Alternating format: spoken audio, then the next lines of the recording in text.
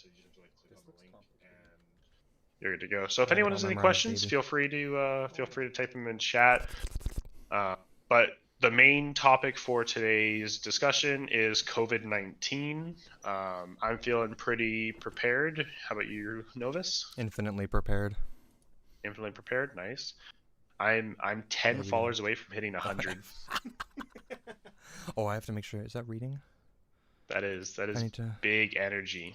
Big energy. Sure this thing doesn't read. What's big energy? I'm 10 followers away from hitting 100 on Twitch. That's pretty cool. I'm almost at 100 followers. Big yeah. PP. Yeah. Did it work? Oh wait, can he see that? Is that in his chat? No, it's my chat. Oh. I just need to mute my restream chat so that it doesn't read everyone's shit out, you know? Middle debate, Yeah, somebody comments some dumb shit. 10 away from 100. Truly. Me, literally just meme the F in chat. F in chat. F's in chat. We got to. It's weird. It sent it to all three. Can I get an F in chat, boys? F in chat, boys. Are we getting an F in chat, boys? Or peoples? Peoples. Ladies, gentlemen, and NBs. Boys and girls. I'm just literally Your Twitch is the official Novus, right, Quentin? My Twitch? Yes, it's the official Novus. That is correct. Can I so tag anyone you or who something wants like that? to? Or do I have to? Put You can't really tag me, but you can kind of I guess I have your name in the title. Whatever. Fuck it. Yeah, exactly. I completely forgot to put yours in the title. I'm a fucking idiot. Mark Friesen and the official.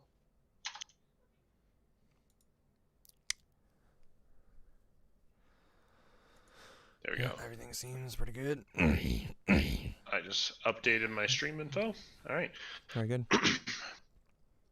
All right. So you have your link, right? Yeah, I have my link. Yeah. Your link. Okay. Are we doing that now, or when are we doing it? Yeah, I think I'm gonna enter the broadcast and. Should make sure my thing is working. I guess. Filters. Oh yeah, make sure your thing's working. I know mine's working, so. Okay, mine's still on, so I'll stop it and then I'll start it again. Close, and then switch. I figured we'll wait to. I'll wait till enter just so we can enter kind of at the same time, kind of thing. I'm ready now. If you want to enter it now. Oh, you were okay. I thought you were I just had to stop my thing. That's all. Oh, okay. I already did. Yeah. So I'm gonna. Decent lighting helps you look amazing. I guess he's streaming this. Yeah, I think so. He is streaming. Oh yeah, my stuff looks good. Yeah. I'm not going to be showing my screen, just for the people who want to see Mark, just because I'm going to have it mainly focused on me. But because that's the only way to make it work for you. Yeah. Well, I could put it on my main overlay, right? So this way people could see Mark and stuff like that. It just it would show. That wouldn't be how you show up in their thing too, though. Then, so it wouldn't work. Yeah. That's the issue. So you'd have You'd see your screen on his spot for you. Yeah, exactly. And then there'd also be some chat or my delay, right, between how the viewers see it and then what Mark is seeing. So it's just easier to do it this way because you'll see it pretty much all in real time. You just won't be able to see Mark's screen or Novus's screen. True. So you should be able to see mine from my stream because I have the thing set up differently. But yeah, that's fine. It depends. I don't really watch other people's stuff. I don't keep check on my Facebook because I'm using a separate program, so I can only tell if you comment and stuff. Although I can see viewers down here, but I can't see who the viewer is. There's so much latency. Did you enter the broadcast studio already? Yeah. Okay, I'll enter too. Tonight, so that's why I was late. Oh yeah. So running the Hamilton gig, we'll see how it goes. Yep. We had about 21 people at the meeting. It was that a friend of mine has a farmhouse out in the woods, So we met out there. Cool. That was good. Apparently, we're going down to full lockdown with curfew tomorrow, Cindy was saying. That's the rumor. Hey, I heard that. Yeah. First I heard of it. Well, no, I heard rumors of it, but I feedback didn't know it was most of coming in live tomorrow. Right. So I don't even know what time I'm supposed to mean? be in the house at. now. No idea. Crazy. I Well, know. if you're around after, we'll His have a guest chat. that he has on the I'm gonna radio bring on was and some check bad feedback. Okay. check these guys' sound here. Gotcha. Okay. Hey, fellas. Hello. Hey, how's it going? How are you? Pretty good. Yourself? Not too bad. Yeah, I'm just gonna see if my headphones. I think I got a little bit of echo going on, so I'm gonna try my headphones here. Yeah, I think I might be getting some too. I'm not hearing anything. All I hear is goodness. You just hear goodness? Oh. Yeah. Okay. I can hear you guys now. Can you hear me? Yep. Sweet. Loud and clear. Golden. You're a little bit loud, maybe even. Not Little distorted, just a little loud. Okay, Yeah. I can turn it down a bit here. How's this? Oh, that's... It's Yeah, reasonable. Fair. Okay. Cool. Quentin, how are you there? You want to say a couple words?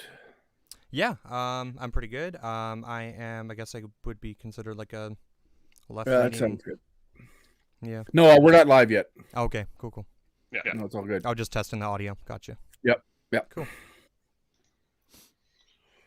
I'm still All right. hearing some feedback, I think, from maybe Novus.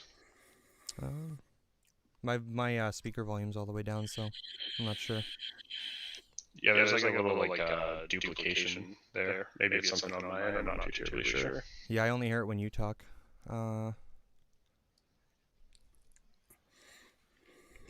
What could that be? Are you still in Discord? That's what it is. It's probably 'cause I'm still in Discord. All right, so how's everything sounds good over here. I don't hear any issues. So what I'll do is I have a short little intro, and then I'll introduce the discussion that we had and that we're gonna have, and bring you on. Perfect. Sure. Sounds good. Sounds good. Thanks, guys. Cool.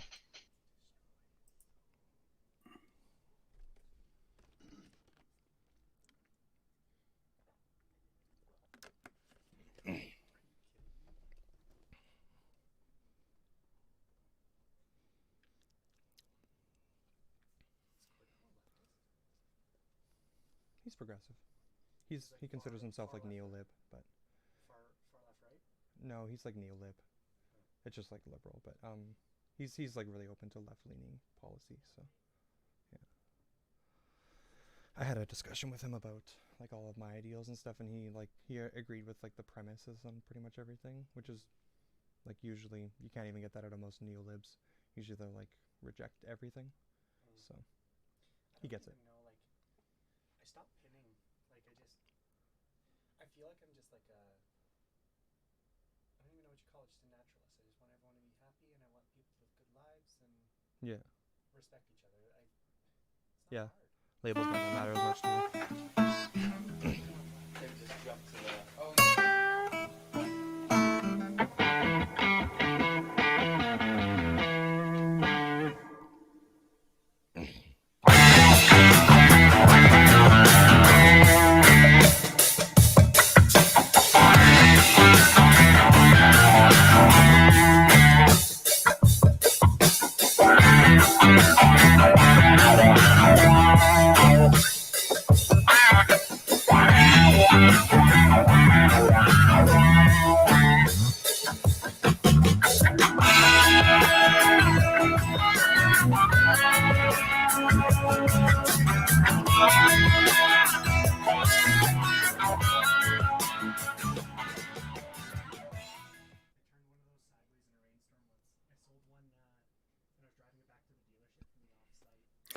Well, good evening again, patriots, freedom fighters from throughout Saskatchewan, across the country, and around the world. We do have a few that tune in from other parts of the globe. Yes, Mindy, it's a little porny, but I kind of like it. and not to misconstrue anything, because every time I hear that song, I think of Rio's wife, and no, not in terms of porn, Rio. Anyways, just finished a good stream with Vince Gersey's retired OPP. That was another great conversation, and I'm looking forward to this next conversation. So, some of you have probably watched. You may have watched. It was over a week ago, I guess, when I first posted it. A discussion I had with a couple of self-avowed leftists. I'm not using it in any way as a derogatory term. It's how they refer to themselves as. But I was really encouraged by the fact that these two young fellas walked into a freedom rally, obviously coming from an opposing position, but willing to interview and discuss the issues with people at the rally. And I'm not sure if they spoke with anyone other than me, but I was more than happy to accommodate, because I think it's important that the exchange of ideas happens. I mean, this is what I believe we're all fighting for, the ability to discuss and debate and look at the other side's point of view. I think it's incredibly important that we do that. So to have that happen at a freedom rally, I thought was great to accommodate. I actually ended up speaking to them for over an hour. And when you watch the end of their video, because it was their footage that I uploaded onto my platforms, and it's obviously on their platforms as well. But at the end of the video, I appreciate their candor. I appreciate their ability to sort of admit to themselves that they came to the table with less information than they probably should have. And that's okay. That's absolutely okay. And so I have some respect for these fellas. I really appreciate what they've done. So without any further ado, let's bring on Quentin and Cordell. Hey, fellas. Heyo. So which one of you is Quentin and which one of you is Cordell, so my audience knows who's who? I'm Quentin. My alias on Lions Cordell. Novus. And I'm Cordell. My alias is the 13Army. Thanks for having us. Okay, so it's you that Cordell I was talking to on Twitter, right? Yes, that is correct. Okay, and I thought I was actually talking. I thought the names were the other way around, so I thought I was talking to Quentin. Yeah. But yeah, all good. So yeah, what are your thoughts on that interview that you guys gave there at the Freedom Rally in Edmonton? We'll start there. I thought it was good. I think it was really good discussion to be had by all parties involved, and I'm happy to be back because I think there was definitely some information on both ends that needed to be touched up on, and I think I hope we came prepared. True. Yeah, it was a good discussion. It was pretty nice to just like have a conversation for sure. That felt pretty like reasonable on both ends, I guess, to some degree. Like it was respectful, I guess that would be the proper word there. Which is nice because a lot of online political stuff can get into some pretty like nasty banter, screaming matches and stuff. So it's pretty decent to have that. You guys refer to yourselves, or at least you did that day, so I just kind of gone with it. You guys both refer to yourselves as leftists? Yep, I would say so. Yeah, okay. The 13Army is probably a little bit more like what neolib, you think? Yeah, I'm a little bit more neoliberal. But you're pretty open to like leftist, like I guess ideas and stuff. So yeah, I would consider myself leftist specifically. Neither of you, or maybe you are, I don't know. But yep. Are you Antifa, members of Antifa, or do you even think Antifa is a thing, or is it just an idea? Antifa to me is more of like an action rather than like I know you can organize and stuff, so that's why I feel like the word action describes it better. But yeah, I wouldn't consider myself like a part of Antifa, though sometimes like anti-fascist movements can be needed for sure. I've never been a part of one either though, so I've never really like organized or anything like that. Yeah, and I'm in the same boat. Like I do think that they have a place as long as it stays civil, I would say. But I'm definitely not anti-fascist, and I've never been a part of a movement as such. I mean, But I you guess, are, but you are morally anti-fascist, I would guess. yeah, that would be true. Yeah, I guess you would say that. I maybe not in practice. I guess you would say, like, I don't go to Right. Antifa rallies. You're not a card-carrying member of the anti-fascist movement. Yeah. True. Yeah, morally though, that's a good way to put it, though, for sure. I Yeah. subscribe to the ideals, I guess. So, right off the hop, we've found something in common because I'm also morally anti-fascist. I don't believe in the fascist ideology. That's good. So there, right off the hop, see, we have something in common. But I think we sort of touched on that in the discussion we had in Edmonton too. Yeah. And so my question then is, and I pose this question to even Antifa members, specifically Antifa members, when I come across them. I don't come across them very often in Saskatoon because I think we have 2 in the province.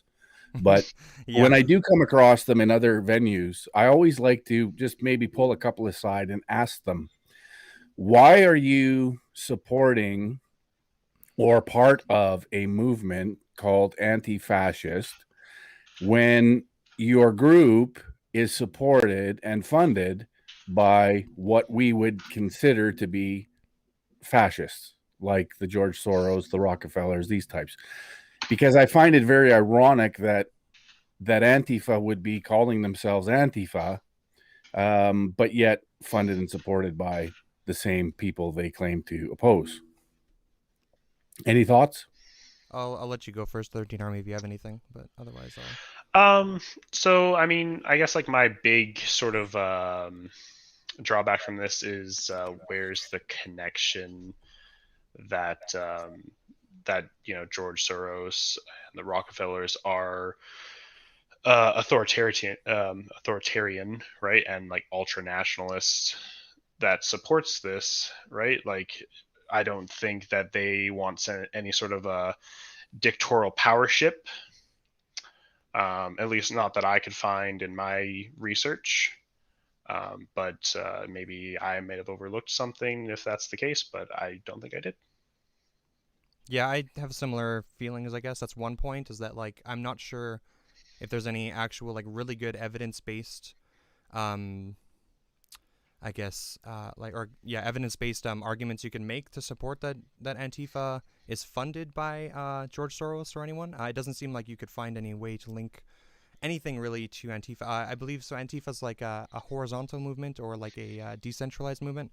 It's really hard to make any kind of links like that would be really solid. And then the other thing is that depending on how you define fascism and stuff, you might come to different conclusions there. My definition for fascism, which is usually the universal one, is that it's a form of ultranational authoritarianism, and I'm not sure that Antifa is really, like, any of its principles go against that. So I'm not sure. Maybe if you're using a different definition of fascism, that might make more sense that way. But yeah, I don't know. I guess that's my spiel on that. I don't know. Yeah. Okay. So I don't know where you're necessarily, and we're going to run into this where you're getting your information from. But I'm not going to throw it up necessarily unless we want to. But it's pretty clear through the evidence that I've seen that George Soros, through the Open Society, has funded, and he's only one. There's many others, corporate entities that fund Antifa / BLM, because there is some crossover there. So I'm not sure that you could effectively dispute that because it's pretty open. It's pretty clear that the Open Society does support these entities. Right. So support, I've seen their statements about it before, but it's not really, I don't see any actual money ties. That's the main thing, right? Because that would be like evidence of I've seen, I guess, I know they've admitted with BLM specifically that they've funded there and stuff for sure. Yeah. But Antifa doesn't seem to be an actual connection there, you know? Like, I know they say they support those movements, but.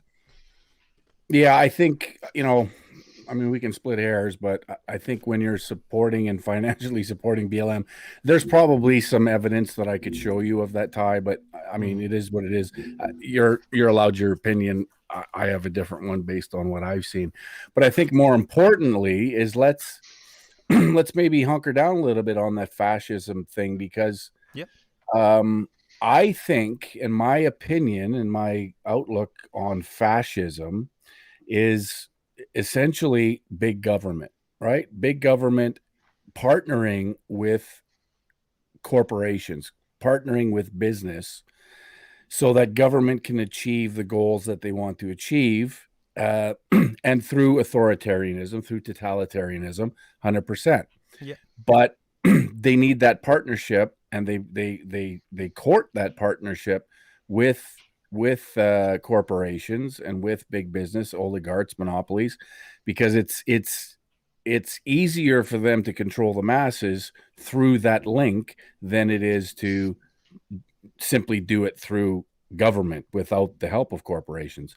So that to me is fascism. And I think what we've seen, and this is where I think we can sort of agree again a little bit, in that in the last maybe say 40, 50 years, corporations have developed this relationship, and I'm talking about elite multinational monopolies, oligarchs, have developed a relationship with big government and with entities that are looking to move into sort of a government position.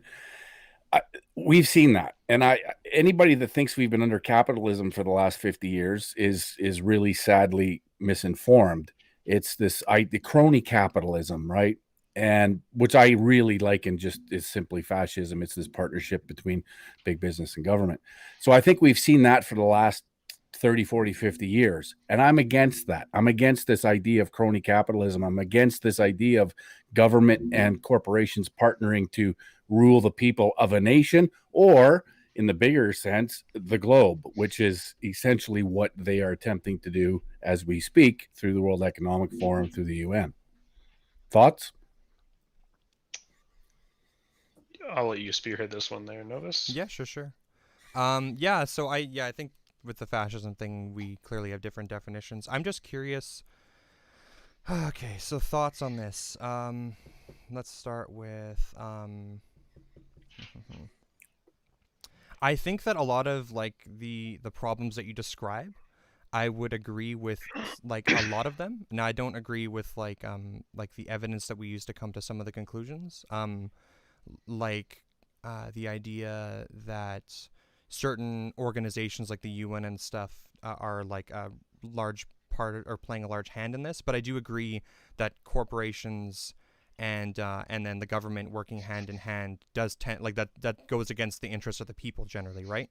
And this is a problem for sure. I 200% agree with that, but I tend to liken this problem with capitalism in general, and I don't see an actual difference between capitalism creating all of these problems and what we would define as crony capitalism. Being like, it seems to me more that crony capitalism is an inevitable result of just capitalism in general, then, like by those definitions. You know what I'm saying? You think it is inevitable or isn't? I think it is. It's kind of how the system is designed, right? So with a system where money is involved, and then businesses obviously have more money, and then government is not regulated to so we're partially regulated, right, for donating to campaigns and stuff like that, but for the most part, the interest of the government is essentially formed by the ultra wealthy, so corporate interests and stuff, right? It just seems kind of inevitable that we would end up in a situation where businesses tend to have their needs met at the expense of the general population. You know, I don't really see how this is like something that we would not expect, and so this is where I generally just point the finger at capitalism more instead of. It seems kind of useless to me to label it as crony capitalism and then try and attempt to recreate capitalism. I think we'd be going in circles then, you know, or to recreate what you desire as a version of capitalism. So I guess, I'm a very much pro free market capitalist. Yeah, and I don't see any ills to that other than human nature, right? Human nature is corruptible. There's no doubt about it. Power corrupts. And so I'm all about the free market with limited regulation. I think it's pretty important for government to play a small role to ensuring that monopolies aren't established, that big tech, for example, Google, YouTube, all these other big tech social media companies can come in and do whatever they want. So I think there's a role that needs to be played. I think that role has been hijacked. I think that role has been bastardized. I think it's moved us away from free market values, where I simply, as a service provider or producer, am selling my goods or my services to another individual in exchange for cash, and this agreement, or not even exchange for cash, maybe exchange for other services. So that's sort of the ideal of free market capitalism. We want to be able to have that opportunity openly, and so while government should play a small role in that, we've moved to this point where this partnership between government and big business is making it hard for the little guy, and that's by design. I agree. Right? I do agree with that sentiment 100%. for sure. But wouldn't also your definition of free market by having limited restrictions, isn't that the issue that we're seeing now? I would say that our government hasn't really put any major restrictions on the free market, if I'm not mistaken, and this is how the system has ended up. Well, so the problem with restrictions, regulation, over-regulation, is those regulations only benefit big business. They only benefit the big players who can afford those regulations. And because the small business can't afford those regulations or restrictions, we're weeded out. And it's obviously beneficial to the big business. So regulation doesn't necessarily, in fact, it does the opposite to what I'm talking about as a free market. And this is the problem with regulation and over-regulation, is you destroy the little guy through that regulation, and it only benefits the big ones who can afford to deal with these regulations and these extra costs associated. And then the thing is, with these costs then are put back onto the consumer anyway. Right. So they've managed to destroy small business through regulation. And then the services and products that the little guy, that the people want to purchase, become more expensive because the government has put on these regulations. I think that's more so just an issue of like an innate issue, as Novus was saying, with what capitalism pertains to, especially the type of capitalism that we live in today, which is very much so a shareholder capitalism, and not a, let's say, like a stakeholder capitalism, kind of, I would say. Okay, so I see you're stealing words from Klaus Schwab and the World Economic Forum, because their plan, of course, is they call it stakeholder capitalism, what they want to move towards, away from shareholder. Now, I get it. There's an argument to be made that corporations only think about the profits they're generating for their shareholders rather than little people. But again, if you take the government and lessen restrictions and are more conducive to a smaller free market, you're going to then, onto the people, create a market in which they can be a part of very effectively and easily, because it's this competition at the local level, at the bottom level, where you have competing interests reducing costs or maybe improving products based on the demand. What we've seen happen, and I'm going to give you an example of what we've seen with this whole stakeholder idea, stakeholder capitalism. So free market, I think you guys will agree, is when there's the people come up with a demand, right? They want their products to be better. They want their food to be better. They want things to be cheaper. Yeah. There's this demand, right, that's created at a visceral level, at a local level. Yeah. And then the marketplace responds, right, to that demand. And then they innovate. They try to provide the customer the best option. They compete with other people to come up with the best option for the consumer. Yeah. And that's the system that should be promoted. What we have now is the flip side to this. What we're seeing, and I'll use the meat thing as the example. So when Tim Hortons, there was a few, A&W, I think there was a few others, they came forward with this whole fake meat thing, right? Beyond Meat, yes. Yep. Beyond Meat, whatever, all these fake meat things.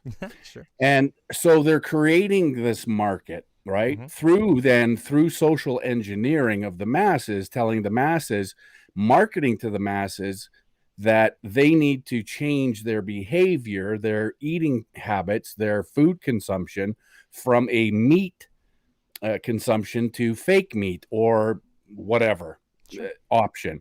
And instead of the people, right, whether it's right or wrong, and I believe it's wrong, but whether it's right or wrong doesn't matter. It didn't come from the people. It didn't come from the masses demanding fake meat. It came from the corporations who are supported, sometimes financially, by governments to promote the idea of fake meat and then sell it to and try to social engineer the masses. So in that case, it didn't work, at least not yet. A lot of these companies like Tim Hortons took it off their menu because nobody was buying it. Guess what? Because there wasn't a market. But they tried to manufacture the market. So that's the difference that I'm seeing through this stakeholder capitalism. Is it's all this corporate manipulation of the masses telling them what they should do, rather than the masses saying, this is what we want. To them, this is what you should do. But that's not exactly what stakeholder capitalism is about, right? Like, stakeholder capitalism is more so talking about how like, among the key shareholders, you have your customers, you have your suppliers, you have employees, you have shareholders, and you have local communities. In which case, it's not to maximize the profits and enhance shareholders' value at the cost of other people, which I think happens very frequently in capitalism, like today, like hence why we have such a poor minimum wage, I would say. And even if we're going to go back to the argument or the discussion about, like, Beyond the Meat, I think there is obviously some demand by, I would assume, vegetarians or vegans even, who want to be able to eat at these restaurants and still support these restaurants, but have their lifestyles respected, because they believe that the meat industry and the cattle industry is, they might consider it like dirty, unethical towards animals, unhealthy even. It depends. Which for some people it is. Like, there's multiple reasons I can list. I don't have all of them here because I'm neither vegan or vegetarian. I understand but the arguments behind this one that I could lay out pretty. Yeah, sure, quickly. Go for it if you're more knowledgeable about it. Yeah, I think just supporting that sentiment, essentially. I think this seems more just like the free market, responding to actual demands of people. Like, there are vegans and vegetarians that have existed for a while, and there would clearly be demand for some kind of meat alternative, right? You still need to get protein and stuff. It seems to me like this is actually just more of a pretty smart marketing move to make something that's very similar to actual meat, so that you don't notice as much of a difference. Because if you can imitate the meat really well, then you can get more people okay with it, I guess, if that makes sense. It kind of just makes sense from a marketing perspective to me anyways, but yeah. So I mean, and I'm probably way more cynical about things than you guys are. Sure. I see this, and we can continue on the meat example, because I see it as an agenda. The West, for example, and we can call the West, Canada's part of that, the United States. We have a very, very healthy, or had very healthy cattle industry, meat industry. Now, one point that we can agree on is these huge meat distribution centers where they have cows not on open range, not treated very well. They're horribly treated. It's disgusting, actually. Yep.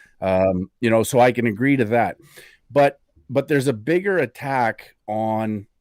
I mean, the excuse they use is that cows generate too much CO2 for the atmosphere. That seems to be a pretty big argument. It's part of the equation. It's quite complicated. It's also the use of land, the use of water, having to raise a cattle for its entire life to slaughter it. There's a lot of energy essentially that goes into it. That's the main thing. It's energy in and then energy out, or product out, like an equation, right? Right. Yeah. But it's also, a fairly significant part of our economy, especially Alberta meat is huge. Alberta and Saskatchewan and other American states. So there has to be a balance. Now, as far as I'm concerned, I'm a meat eater. I love my meat. I like my red meat, and I know a lot of people around the world do. But again, you're having this UN entity, the World Economic Forum, essentially dictating to the planet. Now, I mean, if countries in and of themselves, based on their culture, based on their societies, based on their habits, their religion, whatever, they're going to have different habits, different food, habits and diets, consumption diets. And so I'm of the mind that these countries should be able to determine for themselves what's the best route to take. Now, these people that I'm referring to are dictating policy, cookie cutter policy around the globe, right? So they're going to apply this policy, which may be appropriate, say somewhere in sub-Saharan Africa or in South Asia somewhere, who knows, anywhere, it doesn't matter. Where maybe it's more appropriate, I don't know, but those countries should be determining what their policy is in relation to the best interest of the people. Sure. The same goes for Canadians. So this policy is cookie cutter for the globe, but yet we're going to tell Albertans that you have to reduce your production, you have to reduce your consumption, because we over here have this agenda that we want to and goals of this agenda that we want to meet. But yet it's not really appropriate when you look at the amount of land that we have in Canada. You look at the amount of water that we have in Canada. They don't look at it on a particular nation by nation basis. They look at it from a global perspective, right? So they're making these decisions because on scale, it's what's best for the globe, but not best for the country. You see what I'm saying? I can understand how there could be some hiccups and stuff for sure if they're not hyper specializing it to our particular climate and stuff. I'm sure that these are issues that should definitely be addressed and pointed out and stuff. I'm not sure how it pertains to the meat industry in particular though either with this case. So I'd probably have to look into that. But from what I understand, the best way moving forward would just be to diversify our economy as much as we can, so we can essentially make her through, I guess, so that we don't lose jobs and stuff. And I think, and I don't necessarily disagree with that point, because at the end of the day, if I'm in business, if I'm in the food production business, or, a restaurant business, I'm going to want to offer something to every one of my customers, whether this customer wants meat or that customer is a vegetarian. So I'm going to want to, develop my menu accordingly. And so that is responding to market demand, the people. And if there's enough people, of course, that want to go vegan or vegetarian or whatever, hey, good on you. Do what you want, eat what you want. It's up to you. It's a free world, right? And I'm going to accommodate that in my business, but I want that choice. I don't want to be told by some unelected foreign entity that we got to reduce our meat production or consumption because you have some global utopia that you want to achieve. Climate change is another one that we can sort of quickly move into because it's relative to the cow argument, at least in part. It's actually imperative to the Beyond Meat argument, actually. Right. So Canada is another perfect example of, and we can just jump right into the Paris Accord. I'm sure you're familiar. The Paris Accord? Yeah, I'm vaguely familiar. So we are being expected, actually, as we speak, they're trying to push through Bill C-12, which is net zero by 2050. Yes. And so Canada is a big player and a big target, and our governments have committed to meeting the targets of the Paris Accord. And Canada has a 1.6% contribution to global CO2 emissions. Yet we are expected to essentially destroy our energy industry, our cattle industry, our farming industries, our logging industries, because of these targets that we have now committed to meet. It doesn't seem quite fair that a country that emits 1.6 of global emissions is expected to destroy their economies over it. So that's a concern to me, and that's another example of this global agenda detrimentally affecting our country and our economy and our way of life. And it's interesting, Bjorn Lomborg, I'm not sure if you're familiar with that guy, but he worked for the IPCC for a number of years. He says through his research and his work that even if all countries that have committed to the Paris Accord reached their goals of net zero by 2050, will reduce CO2 in the atmosphere by 0.017%. This is the goals as set out by the Paris Accord specifically? That's right. Okay. And so we're a country that's emitting 1.6. And the other argument, of course, is that CO2 is actually plant food. There's a study by NASA just came out in Nature magazine that they try to figure out why the Earth has been greening for so many years. And they determined it's greening because there's more CO2 in the atmosphere. Well, no kidding. I didn't need a scientist to tell me that. I just got to go to my nearest greenhouse that pumps in CO2 into their greenhouses to encourage plant growth, up towards of 2,500 parts per million, where our atmosphere right now in the globe is around 400 parts per million. Right. In a country where we contribute 1.6 to the global thing, but yet they still want us to commit, and our governments have still committed to a Paris Accord that's going to decimate our economy. To me, that's not good business. That's not good government. What are your thoughts? Anything to say, 13? I'll let you go. I want to take a minute to kind of get my wording. Yeah, for sure. Here, cool.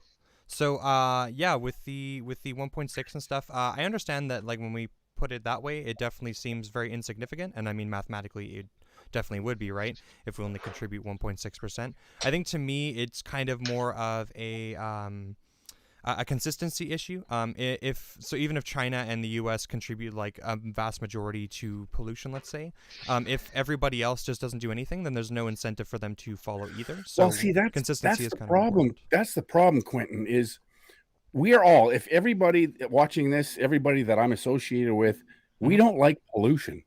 Yeah. We want to deal with pollution. But here's the thing. Here's the problem with attacking this whole thing under the guise of CO2's creating climate change. It's not what they say it is. It's not what it's marketed as. CO2 is not creating climate change. Climate change is a natural phenomenon on Earth, been around since before humanity. Are we contributing? Yes, we are contributing negligibly, but humanity and the human experience and how we operate these days does contribute to CO2 in the atmosphere. I concede that point. Yep. But the UN told us in 2012, and I don't know if you guys know this, in 2012, they were trying to figure out the best way to fund the Sustainable Development Agenda, right? Okay. An agenda that has a price tag using their numbers, not mine or anybody else's, estimate around $5 trillion annually to fund the 17 goals of sustainable development. Right. That's a lot of money coming from where? Mostly Western nations. And so they need to know how to fund that. They need to know how to raise the funds and where to get the funds to do that. So they're going to go to the Western nations, which are most predominantly the wealthier nations. Yep. And they're going to use, and they came right out and said, carbon tax is the best mechanism to raise this fund. And so they came up with carbon tax, carbon pricing as a mechanism to extract wealth from the West, saying that CO2 is creating climate change and we're going to, start on fire in 12 years.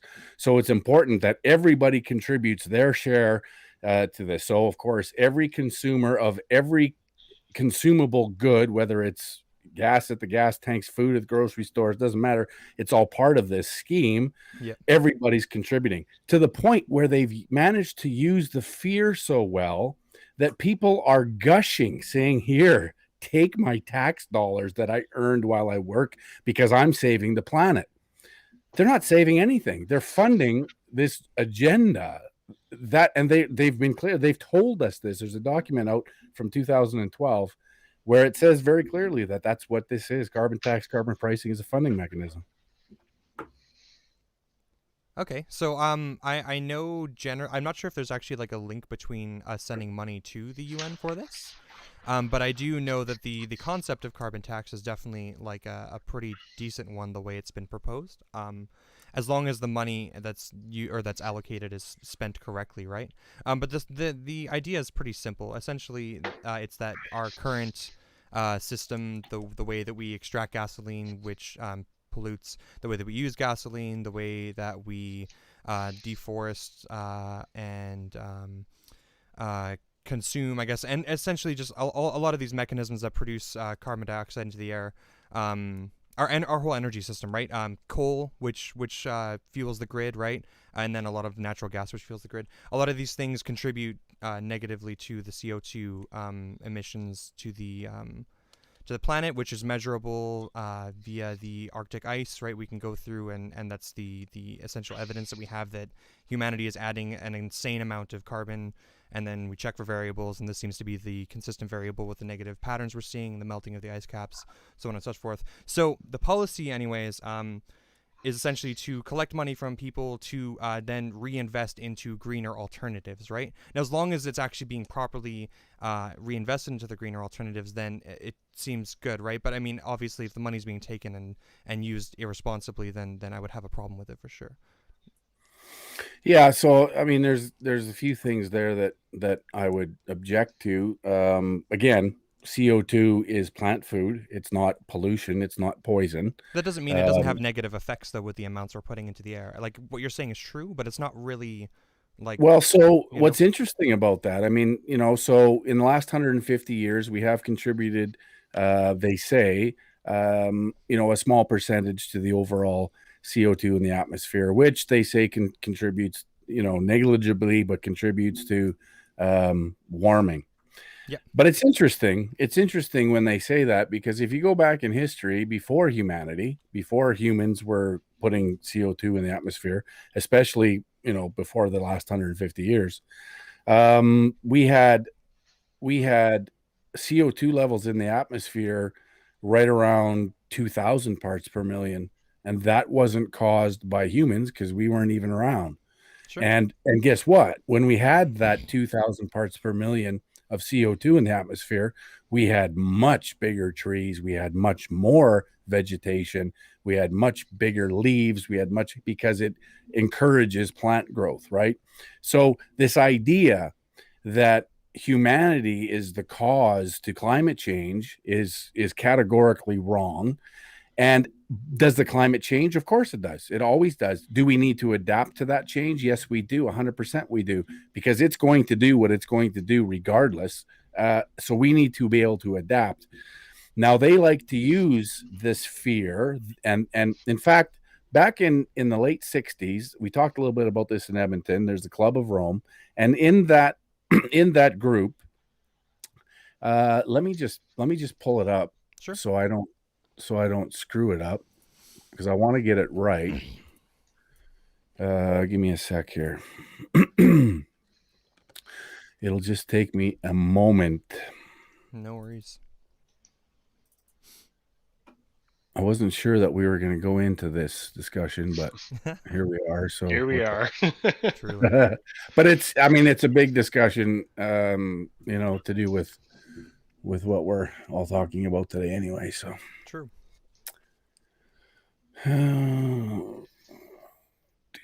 Let's see, maybe it's there. Yeah, it is. I guess while we're waiting on to the point that I'm going to bring up, even if climate change is like a naturally occurring phenomenon, which we have scientific evidence that it does, with the Earth cooling and warming at its own pace, we can't deny the fact that humans have drastically fastened the warming, or at the rate in which the planet warms, and then also the negative consequences that can lead when the planet inevitably goes to cool again, which is how we ended up in another ice age. Yeah, it contributes to a faster cycle.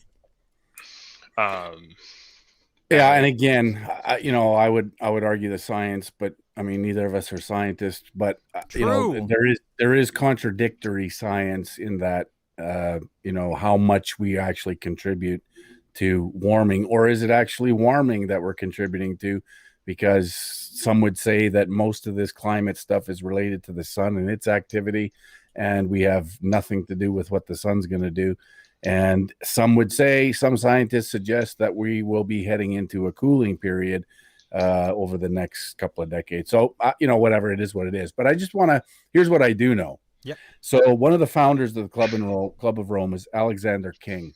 Yep. And in the book that was written, he made the comment, the common enemy of humanity is man.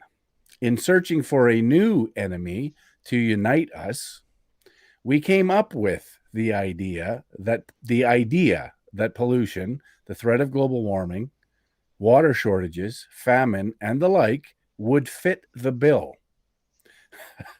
All these dangers are caused by human intervention, and it is only through changed attitudes, social engineering, and behavior that they can be overcome. The real enemy, then, is humanity itself. Sure. This kind of just seems like philosopher speak to me. Well, like hyperbole.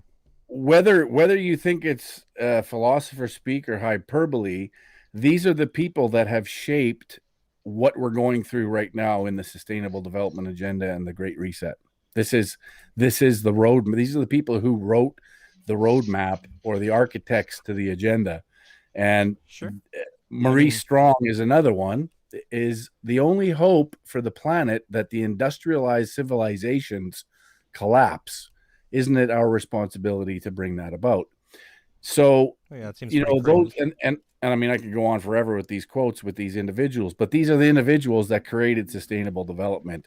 Right. But they're not the scientists that prove that global warming is real, though, right? And that's all that I really care about. I don't care about any random people who are heading organizations to do good things as much as I care about whether the science. The problem is, Quentin, is the people, the scientists that you use to back your claim are the same scientists that are paid by these individuals. Everybody's paid in capitalism, though, right? To come to the conclusions they need. I mean, the IPCC is a political organization. It's not a climate, and so what they'll do is they'll come up with these policies and they'll come up with these agendas that fit their greater agenda. And then they'll convince people like yourselves and many others that we're responsible for the dire situation and the climate crisis that we're in order then to take your money and your taxes to fund an agenda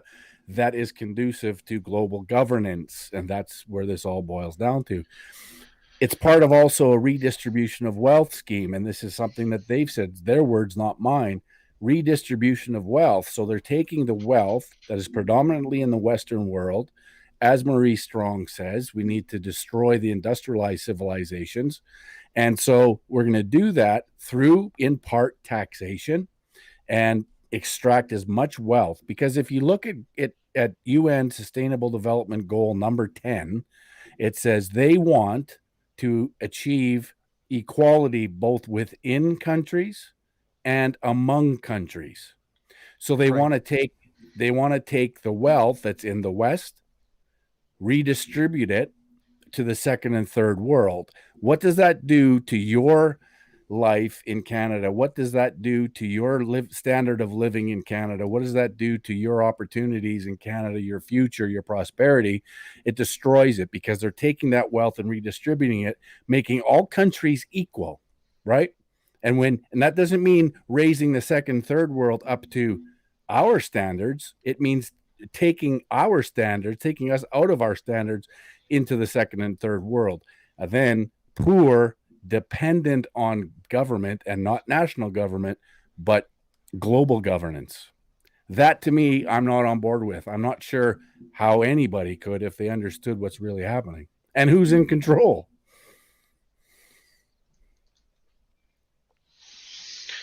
So a little point that I want to bring up here, the quote that you had brought up by Alexander King is from the book, The Limits to Growth, correct? Yep. We can all agree on that. Absolutely. The Club of Rome has publicly renounced the book and the statement that it had made.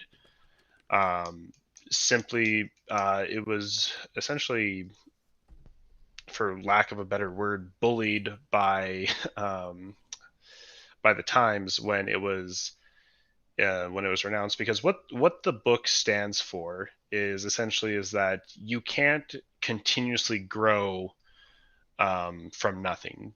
That in order to achieve growth, we need to consume resources. You need to consume something, and that consumption leads to growth. Correct? What the book is outlining is that you can't consume infinitely, because that's not how our world is set up. Our world isn't, as much as people like to believe it is, isn't sustainable. We don't have infinite resources. Yeah, we don't have infinite resources. Infinite, sure. And we can't consume faster than we can replace. Sure. So and it's interesting, and I get your point. I'll take it, but it's very convenient for these people to now denounce what they supported and funded in the late 60s, early 70s.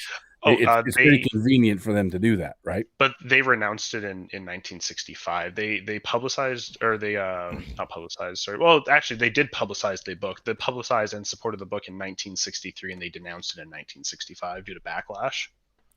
Well, okay, but they still moved forward, and if you get into the Club of Rome and the development of sustainable development, they still use that book and some of the things that were in that book to create and develop this agenda. So they can publicly denounce anything, especially after backlash. But when they still apply the principles that were outlined moving forward through the 70s, 80s, 90s, and the present day, that denunciation doesn't hold a lot of water. Well, that's because they can still understand the ideology that the book does have some merit. You can't consume infinitely without dire consequences. Like, just because there might be some problematic things in a book doesn't mean that the entire book is completely useless, right? Like, that would be kind of like an association fallacy. I would equate that to like almost cherry picking arguments which support your cause, which, as you said, vice versa, is a coincidence within itself. Well, I'm sort of more looking at the people associated that have made these statements and then created an agenda that echoes those same statements, right? But if you look at like the Club of Rome's main page, like their main 5 core principles are climate, planetary emergency, emerging new civilization, reframing economics, rethinking finance, and youth and young leadership. From the extensive research that I've done on this, and we can get into their points, which directly lead into the Great Reset. I've yet to see an issue with their core pillars, the 6 core pillars that it's based off of. Well, again, so I'm more cynical than you are, I think, and maybe that's my age, but I see this as, again, even if you read sustainable development, if you read the 17 goals, the 169 targets, the 248 indicators, if you read them without a critical mind and you just took words for what they are, it would sound like just 100% glorious utopia that we're all headed for. You'll own nothing and you'll be happy, right? That's sort of what they try to sell. Completely changing our economic system, completely, quote unquote, transforming our world. Again, nobody that I know wanted or wants their world transformed. We really don't. And so when it leads back to what the whole thing, Club of Rome, sustainable development, was limits to growth, and eventually the population is going to outgrow the resources, is what their idea was. Even in that, there's science out there that said that will tell you we'll peak at 9 billion and then we'll start to regress in population. The resources, we have innovation, and I'm not against innovation. I'm 100%. But the problem with innovation, the problem is with the green movement and green tech, is it's been hijacked once again by the multinationals, by crony capitalists. But that's just a product of capitalism, though, for sure, right? As long as anything is to be made money off of, then of course anything that exists will only exist for monetary gain, right? That's kind of the problem with capitalism in general, is that we do things for the explicit purpose of making money off of them, right? And this is kind of the problem with this whole economic system. That's what the free market system is. But however, it gets hijacked by And this is where the green movement, again, I'm all about innovation. I love innovation. We should innovate and come up with better solutions. But for example, windmills and solar panels, it's just not a realistic alternative to the energy needs that that the globe requires. And so when they attack Canada and our energy industry, it's not about stopping us from producing oil and gas for what the world needs. It's about controlling our oil and gas. And again, that leads into, and I'll give you the example of the Wet'suwet'en. I think we talked a little bit about this the other day. Where the Wet'suwet'en Society, created by Rockefeller and Soros, open society, was created out of thin air. And of course, some hereditary chiefs were brought in to add to the argument, went against the First Nation, the actual Wet'suwet'en First Nations, who agreed to the pipeline coming through, all 20 of them, because they saw prosperity and a future for their kids. But the Wet'suwet'en comes in and decides, yeah, you know what? This isn't great. And when did they come in? They came in right after UNDRIP was brought in by Horgan and the NDP. So then all of a sudden we see these blockades going up across the country.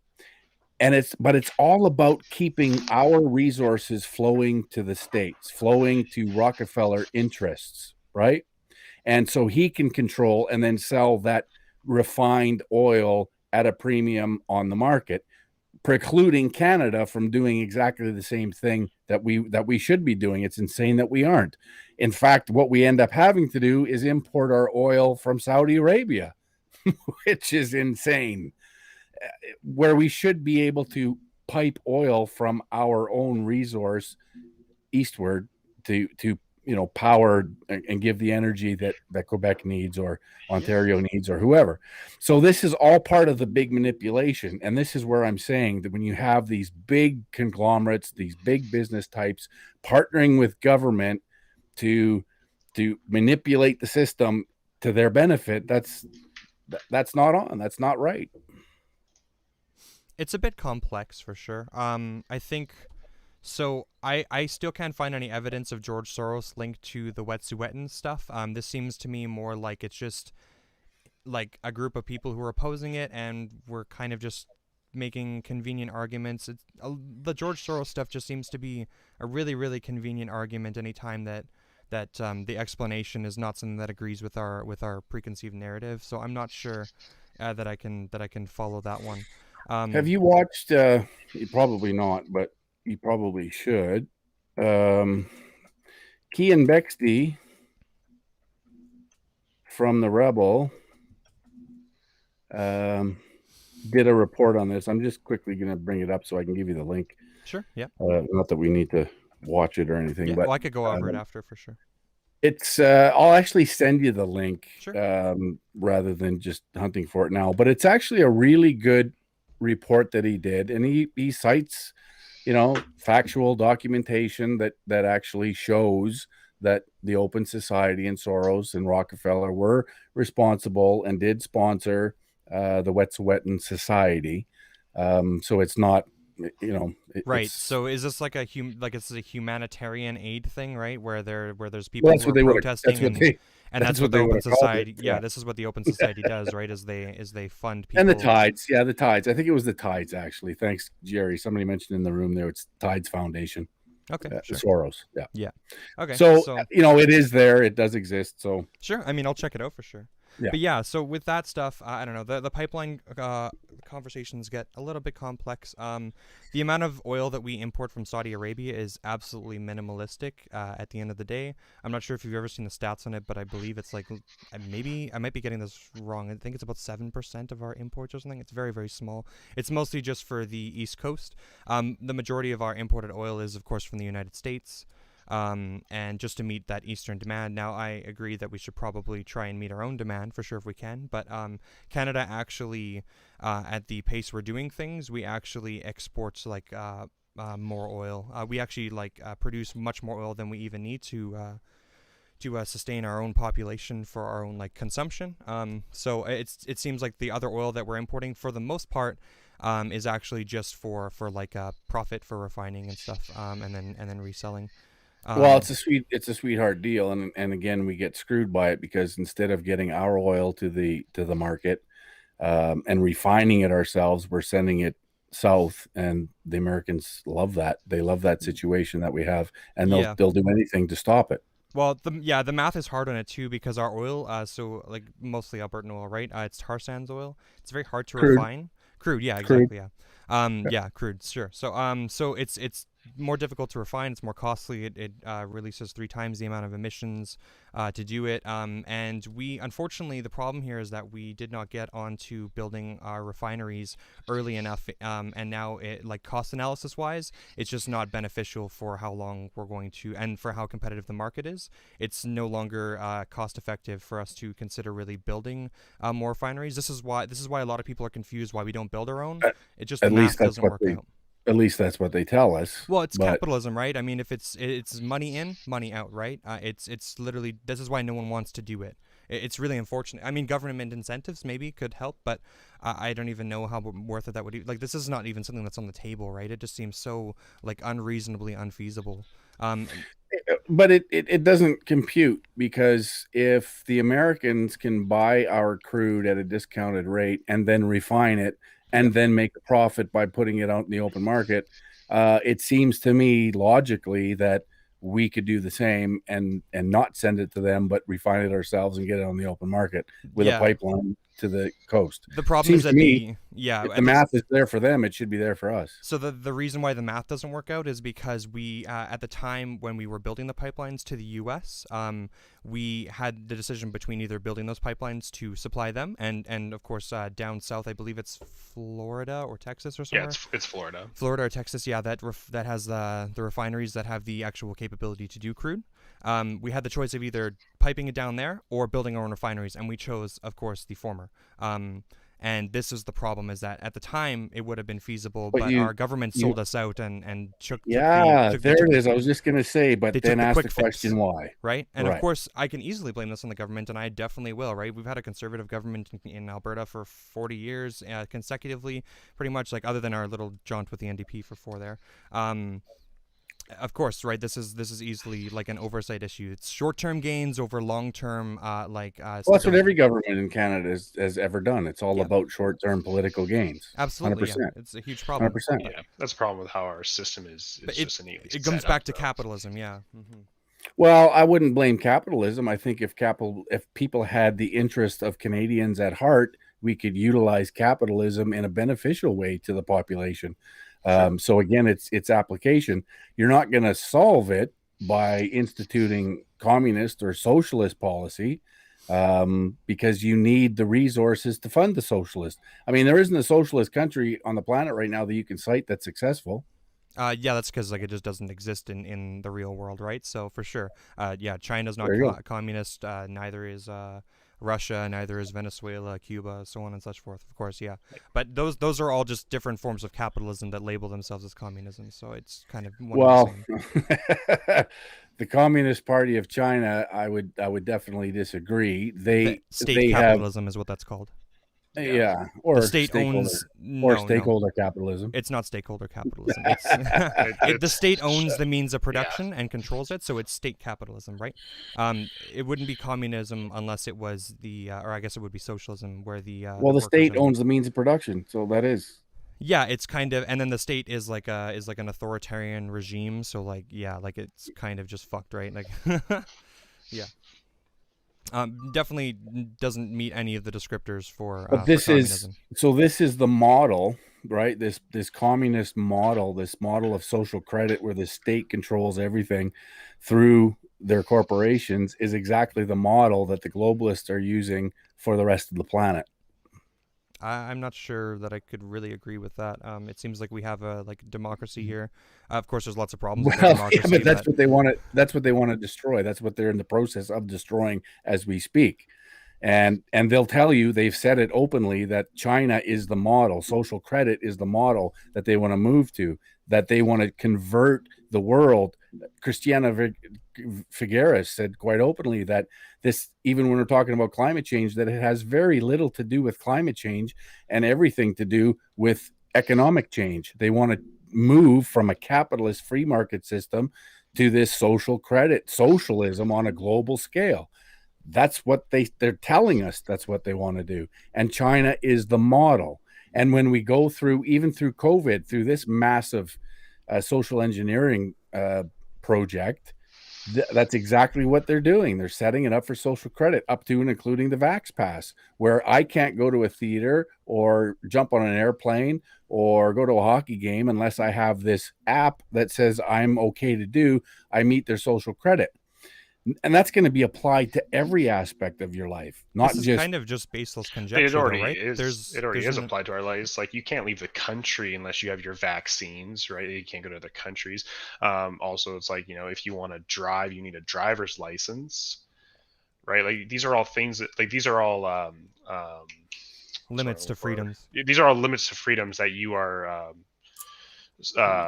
surrendering so that you can partake in society. That's part of the social contract that you sign. Yeah, but there's a limit to what we will accept or should accept. Sure. And this social credit takes that to a whole nother level. All aspects of your life are going to be controlled by this credit system.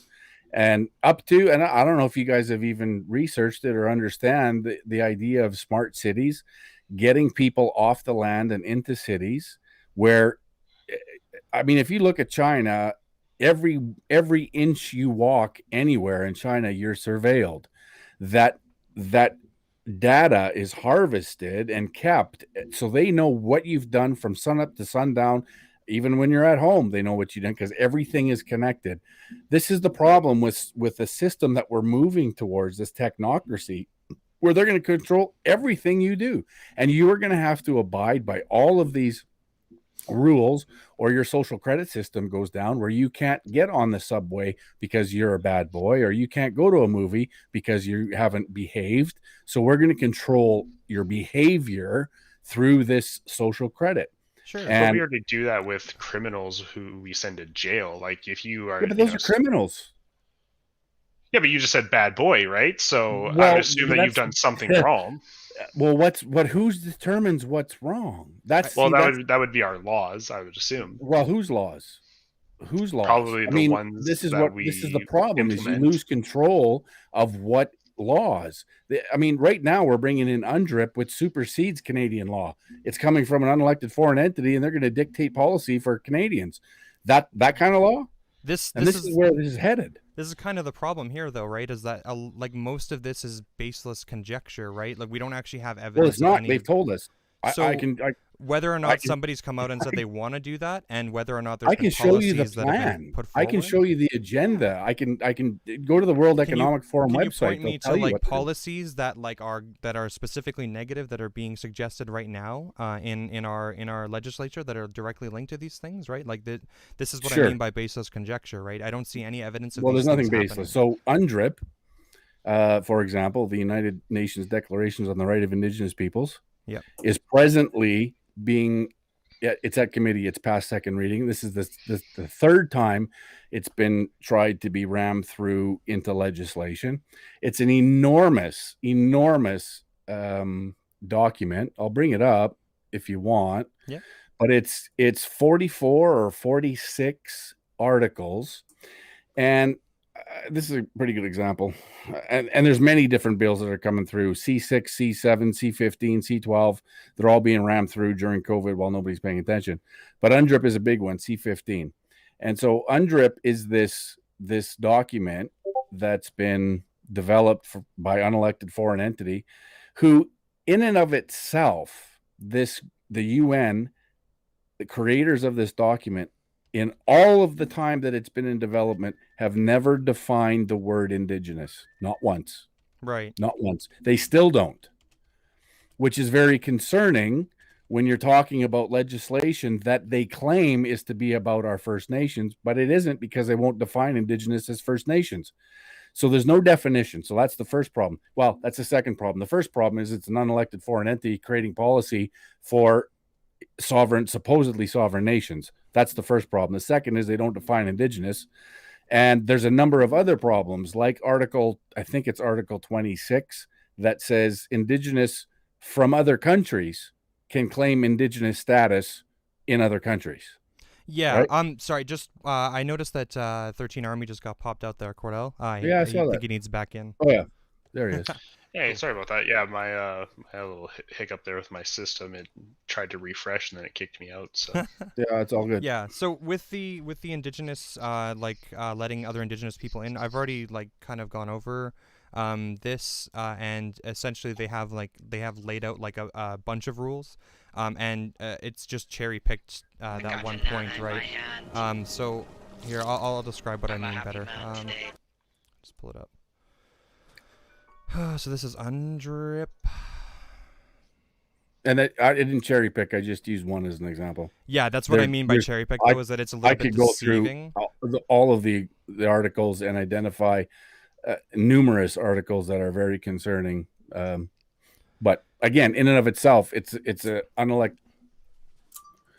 Sorry, it's an unelected foreign entity creating policy for our country, and Yeah. why would we even entertain that? Well, yeah. So, like, just to address the cherry pick thing that I mean, it's just that you read the one sentence, which you said, of course. But when we only base it on that one sentence, then it makes it sound like that's the only defining factor. There's multiple other things that they require here for you to be considered indigenous: historical continuity with pre-colonial and/or pre-settler societies. That immediately rules out like any random foreign person coming in from being defined as that, right? And it goes on. There's like strong link to territories and surrounding natural resources, distinct social, economic, political systems, so on and so distinct forth. language, Right? cultural beliefs. There's literally a bunch of Yeah, them. and of course some of these can be applied to like foreigners, but of course if you consider all of these things, which is the point of it, then of course you can't come to a conclusion that they would consider anybody, any random person coming in as indigenous by these definitions. It's kind of just Well, they would claim indigenous if they're considered indigenous from the place they're coming from. Sure, But but they they still have wouldn't to be meet these definitions, accepted. though, right? Yeah, they would still have to be accepted by the existing cultural appropriation, right? Like the existing culture has to accept them as indigenous and part of that community, or else And- it gets rejected. And they'd be lacking historical continuity with pre-colonial and/or pre-settler societies, right? So they would immediately just not be definitively indigenous by this definition, then, right? This is kind of what I mean. We just need to like consider. But there's no definition of indigenous, so how do you claim indigenous when they don't need to define indigenous? No, I'm reading the definition off of the website here, the UN.org website. They haven't defined indigenous. It says right here, considering the term indigenous, considering the diversity of indigenous peoples, an official definition of indigenous has not been adopted by the UN. Instead, the system has developed a modern understanding of this term based on the following, right? And then it lists the following. So maybe I guess they're saying it's not a definition. It also goes to say that the term indigenous has prevailed as a generic term for many years. In some countries, there may be preference to other terms, including tribes, first peoples, or nations. Yes, exactly. So I'll give you the example then. South Africa. So there's a tribe in South Africa after they brought in UNDRIP and a new government, and the government said basically the indigenous will get their lands back. So we have one tribe that took what they thought was their lands, and then another tribe from another country, a bordering country, came over and made the same claim, and you end up now they're fighting each other. So and so that's another big problem with UNDRIP is if you talk to Ellis Ross, he's an MLA in BC, he's a former band chief, he understands the issues probably better than all of us combined. He understands that Canada, although it has had its problems, obviously, with our First Nations and how we've handled them through the Indian Act and colonialism and all this other stuff, we are still decades upon decades ahead of what this document represents. And that it would actually take us further back in any progress that we've made, that the First Nations have made, because of this. Canada should be the model. If other countries want to choose to decide a path in dealing with First Nations or Indigenous of their country, Canada should be the model. And so what will happen when you bring UNDRIP in, all of these articles that will be turned into legislation will find themselves in court for the next 3 decades. What happens in that time after we've had much progress on this file and within the issues of First Nations, that's all going to go away. There's going to be incredible civil unrest. It's very unclear. There's too many articles in this document that shows that gives the First Nation the impression that every square inch of this land is theirs based on their traditional ownership, their traditional usage. All of these things that come into play is going to give the impression that every inch of this land in Canada belongs to them. Well, I mean, historically But that it would does, be true, though. but it no, doesn't it's not matter. true because they never In- established themselves as anything. They were tribes and they warred against each other. They never established anything. So to give that impression that they're going to then have that all of this is ours and we're going to force all and what's happening is the UN, they're not stupid. They're going to use the First Nations, right? And this is what they do, and they do it all over the place. Is they divide countries, they fracture countries, they bring it into civil unrest, and then they come in as the saviors, problem, reaction, solution. And so that's what they're going to use the First Nations here to do, and to the point where, sorry, my camera goes off. No worries. To the point where they'll have this 6% of Canadian population making claim to 100% of the land, potentially, based on this language. And then all of a sudden, who do they have to deal with to get control of the resources? Well, the UN's going to deal with them. And trust me, if they thought they've been taken out to the woodshed by national governments in Canada for the last 150 years, wait till the UN's finished with them. So this is not just a bad deal for Canadians like me.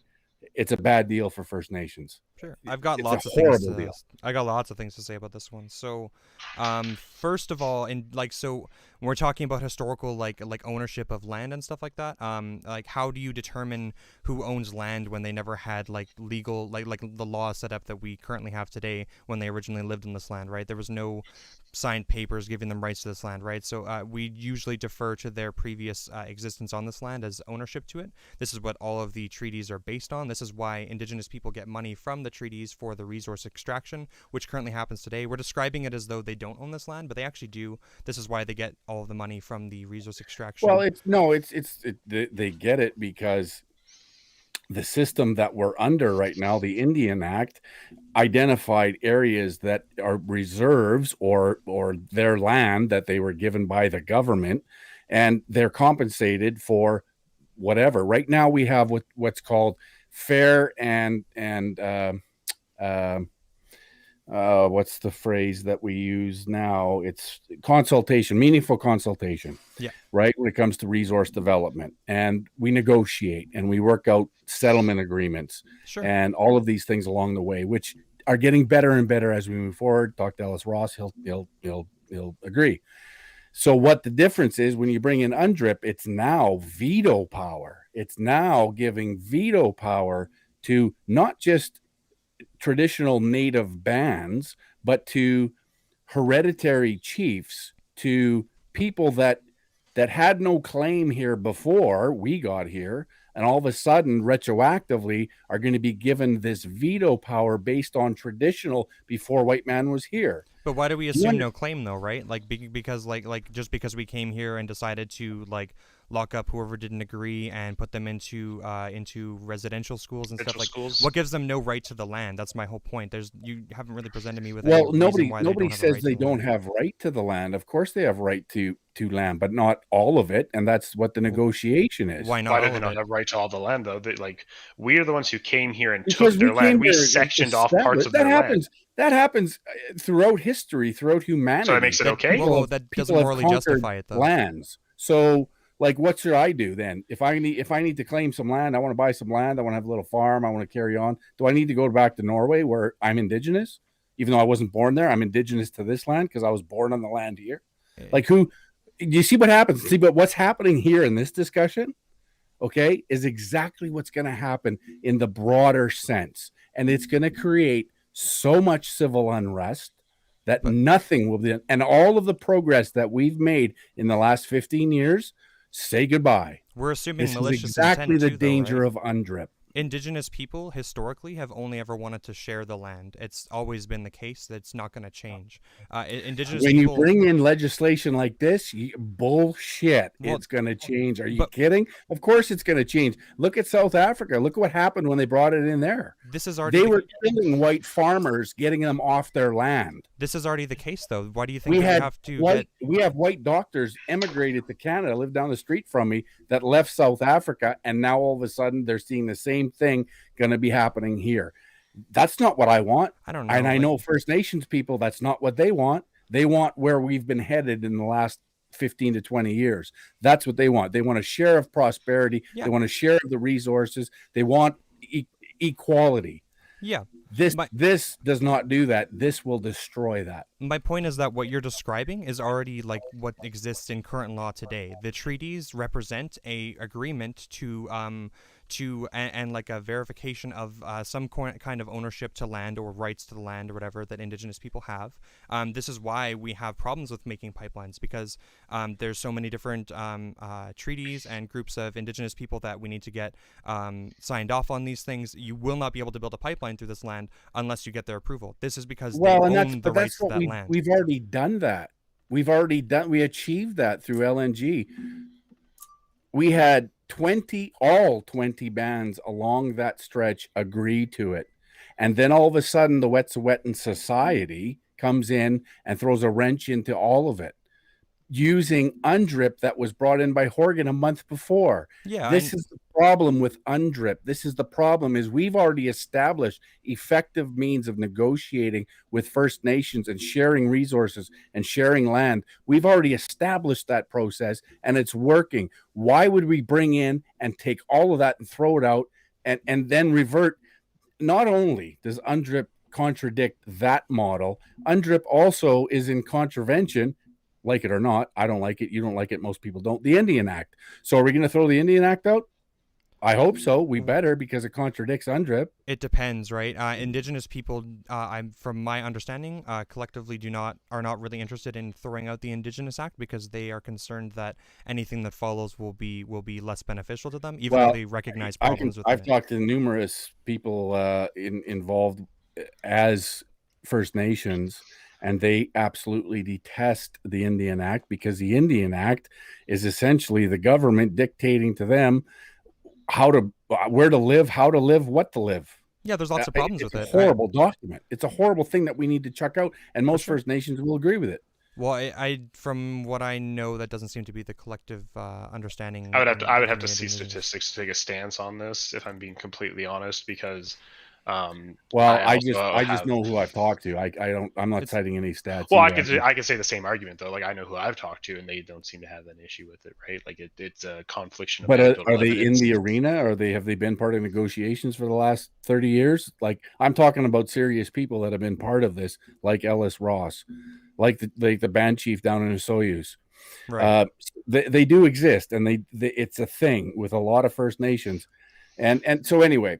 Regardless, at the end of the day, my position on UNDRIP is it's horrible legislation, not just for me, but for First Nations. And I'd actually, if you guys want, on another occasion, we can go through UNDRIP point by point. I think it's valuable. I think it's an important discussion.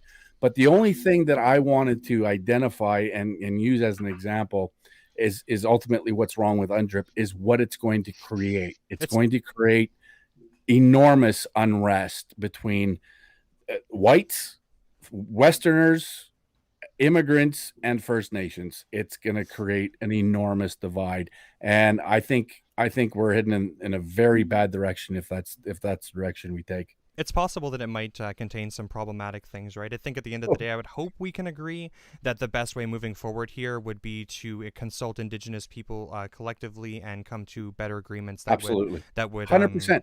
And it should be. And I agree. And my biggest point is Canadians should be determining laws, policies, regulations amongst ourselves, because we understand what's in our best interest. Some unelected foreign entity that created some cookie cutter policy for the planet could care less about the First Nations in Canada, could care less about the rest of Canadians. They want the destruction of the nation state, not the protection of it. So that's my problem with it. And yeah, there's definitely problems for sure. I can't get around it. Have you ever heard of something called direct democracy? Yeah. I think that this would probably address a lot of the issues that we see with like corruption and Because we currently have what's called a representative democracy. It's where we elect people to represent our interests, and of course we constantly see this. They obviously act in accordance against it. For example, the Liberals, we elected them. They said they were going to give us a proportional representation or something like that. With when we vote, and then they just fucking nix that whole thing. Very bad, right? Listen. Right now, I agree. Right now, we have a whole system, a party system, where any MP that's elected represents the party, not the people that elected them. Yeah, exactly. 100%. However, when you mention this direct democracy and maybe referendum is what you're getting at too, I have a problem with that too. And the problem is not necessarily the idea, but the reality. The reality is most Canadians have no idea what the hell they're talking about. No idea. They've never given a critical thought to politics or policy or what's best in terms of, policy. So I have some serious reservations of going to direct democracy referendum when the vast majority of the population don't know their ear from their elbow when it comes to politics. There's a couple things here, yeah. So it's possible that lots of people don't understand this. I could probably agree with that. But direct democracy, you can't hear me? No, I said I agree. Oh, okay, cool. Yeah, direct democracy would solve a lot of the issues that we've been talking about all night here. So even though there might be some people who don't know things, we could also say that about the current system, it's not really an argument against direct democracy as much as it is democracy in general. Now, moving forward with that, direct democracy would likely remove the anything's possible, but it seems like it would remove the problem that we have with corporate interests being represented, because instead of having representatives pushing forward their ideas of policies and then them veto powering pushing it through or whatever, and then of course these things represent the companies, instead every individual gets access to every piece of legislation to vote on it, right? This actually emboldens and empowers the individual, and makes our society actually more free as a result of this, right? Because you actually have the ability to decide each legislation, right? Now, for sure, some people might not know and stuff, but it still makes your vote actually much more powerful, because now. And I don't disagree with that. In fact, I think you would find a lot of folks on the libertarian end of things agreeing with you. The more power to the individual, and I agree, the more power to the individual, the better, as far as I'm concerned. Yeah, absolutely. Yeah. Cool. Well, so anyway, you know what, guys? We're at an hour and a half. I like to keep my shows shorter than an hour and a half. Yeah, for sure.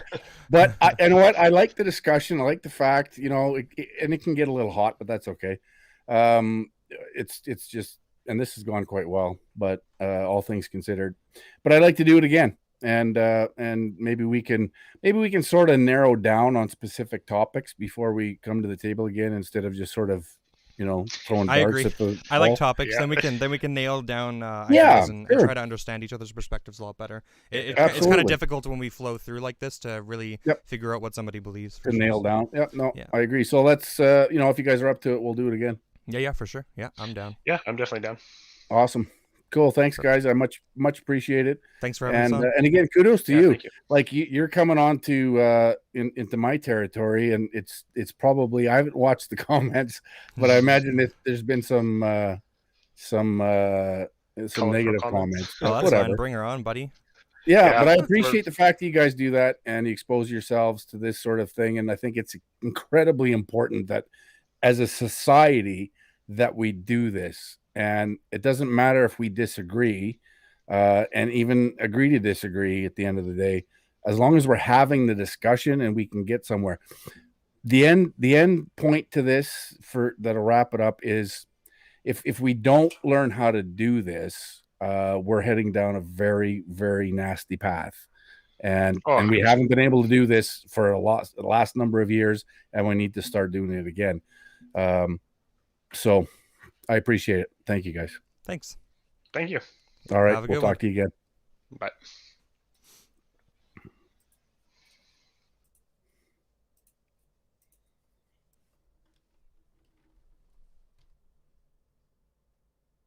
Ba-bonk.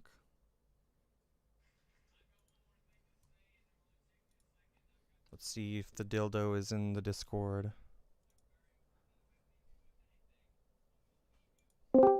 Hey, lmao. Hey, lmao. I was just about to message you saying I'm in your channel. So, Oh yeah, it's time. Yeah. Thoughts? I think overall it was pretty good conversation. Obviously, we didn't go into COVID stuff at all, which is unfortunate. But I mean, I'm infinitely knowledgeable in that field now, so Yeah, same. no real skin off my back there. I don't really care that much. I think the conversation was overall like, what's the word? Infinitely better than the first conversation we had. Oh, I would 100% agree. I don't know if you were reading the comments at all. I was reading some of them as we were going. I couldn't see them actually, unfortunately. You have to go. There was like a private section, like a private chat section, and then there was like a comment, like a public section. Okay. So yeah. you had to click on the comment section up in the top right there. I was reading some of them, and people were like, they were just saying some things, but yeah. Oh, I'm fine. I probably look like a libcuck, so. Yeah, it is what it is. And I'm in that same boat. I felt like I was kind of quiet, but I think that was just with me being a little bit nervous. I wasn't as confrontational this time around as I was in person. I think there was one point where he got really loud, and it was right after you interjected him. So I think it got a little bit heated, but it wasn't too bad. Well, that's because if I'm remembering that point correctly, that's when we were talking about the stakeholder capitalism versus the shareholder capitalism. Yeah, I thought that was funny that you brought that up because I forgot that you liked the concept of that. And the moment you brought it up, I was like, fuck, that's one of the things that he's been arguing against. That one of his things was that like this company is pushing this thing. And the moment you brought it up, I was like, oh no, you're literally he's outlined this conspiracy, and now you're literally just like, I like this. Perhaps not. Well, because the thing is like, I'm like, how did like I told him, I'm like, how does this impact the people negatively, because the people are the shareholders. Well, that's exactly it. Yeah. We're the stockholders. We're not. See, the thing is that he doesn't engage with the idea because so he has to conflate it with like George Soros and stuff, right? To make it sound bad. Exactly. And that's the problem. I don't. But I and think the fact that was that we told him we were like, oh, we can't find any evidence that it's related to George Soros. I just legitimately can't. You can look at our stream vlogs. There's nothing online. And the stuff that is online is usually really vague posting, right? Like people on Facebook saying they found XYZ or whatever. It's not actual evidence at all, right? If this was actual evidence, then the news corporations would have picked it up and stuff, right? It's usually just this really vague link between how George Soros owns that company, the Open Society Foundation, and then that Open Society Foundation contributed to some kind of activist group, and then so they immediately go oh, big bad or whatever. But yeah, no, it's. I also kind of like how I called him out on cherry picking the evidence there, and how you did too. Well, yeah, I mean that's what it is, right? Right, that's what it is, and the comments were saying they're like, oh, it's not cherry picked, that's what the document stands for, and we're like, you literally just read the first sentence. You can't. Yeah, if I post the first sentence that's saying abortion is the leading cause of killing babies, right? And you take that at face value which is his whole argument. It's like, oh, you have to think about things critically. You can't just take them at face value. I wish I could have responded to that one better. I wanted to point out that that's that's actually just what's the word? Pattern seeking behavior, which tends to lead you to really wrong conclusions, right? It's a bit of a fallacious way to come to conclusions. Oh, 100%. I definitely agree. I wanted to say something, but I was I didn't want to interrupt anyone. Yeah, I for sure. The respectful thing I think was really important in conversations with him. Trying not to speak over each other and stuff. That's why it was a bit awkward because I didn't know if I should talk first or if you should talk, and I wanted it to be pretty balanced. Overall, it felt like I probably talked a little bit more than you, but I think that you talked quite a lot in that. I think. Yeah, I think I talked a good amount. The near the end, I started picking up more, but I was like, I know these points really good. So yeah, in the beginning, I had a bit more knowledge on the things, and then near the end, I was like, oh, and then kind of we spiraled into Beyond Meat and stuff, which I'm crazy knowledgeable about. Yeah. But the moment he brought that up, I was like, when you were like, oh, do you want to talk about this thing? I was like, no, motherfucker. I was like, this is your chance to shine. I was like, you know all about this. Yeah, I was like, I've talked about it on stream before. I don't know if it was. I think it was a solo stream I did, but I watched it. Yeah, I've gone into it. I know all the arguments about it. It's really hard to disagree with it, right? But unfortunately, we didn't touch into the really deep parts of it. But that's kind of the nature of the conversation, right? I'm glad that he recognized that having topics is something that would be more important here. Because the thing that I don't fully understand about that is he said that we were going to be talking about COVID. I was because I literally he meant to get into it. I think. I do think he meant to get into it. It's just Yeah, that I we think strayed off the he path. did. Yeah, I think the intentions were there to get into it, but like Mhm. I literally asked him, being like, I should probably update my stream titles too because it's completely it's completely wrong now. But that's fine. I mean, at least Yeah, because I was like, what topics will we be discussing on stream? And he was just like, we can start the discussion over COVID and associated restrictions and let it develop, which like clearly wasn't the case. Like we got deep into the rabbit hole like right off the bat. True. I would say with like I think actually Beyond Meat was like our first topic, wasn't it? It was very, very quick, like right off the bat, which was pretty interesting to me. But I was like, I'm fine with this. I'm very knowledgeable with this. Actually, Beyond Meat was like our first topic, wasn't it? Yeah. And yeah, I definitely was linking back to the document that we made, like mine. Yep. I was linking that one back we to used the most. I hardcore. didn't even use the. It's because we didn't talk about COVID though, so that's fine. Yeah. But honestly, like, it's unfortunate to a degree because I think that that's where a lot of his political sway is, and I would like to address that those are problems and stuff. But maybe next time. I think if we're gonna talk about topics next time, we should recommend COVID-19 so that we can go over that stuff again. Yeah, definitely. I think at least to be one of the topics, I would have thought that he was gonna like go straight into that in COVID-19, especially with like the new stuff about the vaccines for like Johnson and Johnson, and how like people are saying like, oh, like the clotting is really bad and like all these other things. Like I was ready to defend those points super hard. Yeah, well, we have it all like really down now, right? So but so hopefully the next stream that we do with him will be more COVID related stuff.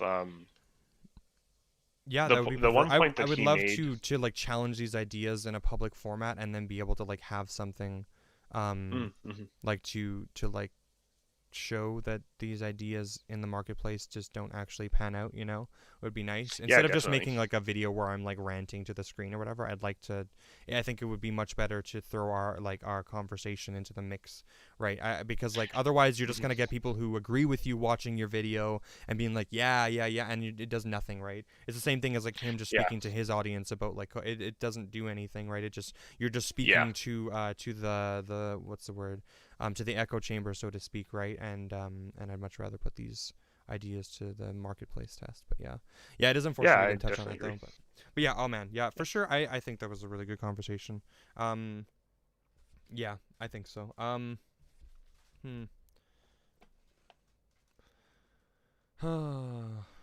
Yeah, he really didn't like when I defended the the Club of Rome there either. Yeah, I mean, it kind of goes against like a lot of what he's and the fact that like how I called it out being like, those key 6 like core principles for like the Great Reset, which I thought he was going to take that bait hard. I threw it out there strictly as bait. No, he'll avoid it because he can't engage with it, right? That's the problem. If he engages with it, it's hard to last time though, that's what, like when we talked in person, he was going on about the Great Reset, right? Like he had brought it up multiple times. So I was like I'm gonna throw this out there. Like it made sense when I threw it out there. It's not like I was like, oh, let's talk about the Great Reset kind of thing, right? No. Like I brought it up and I would say pretty casual. Yeah, it's because of how you presented it. I think you were presenting it as though it was unreasonable to disagree with the Great Reset's principles, right? And I don't know how he would ever combat that without villainizing it. Like without like. Well, exactly. He can't engage with. I don't think so. Maybe he can. It depends on like how. It depends on like how. What's the word?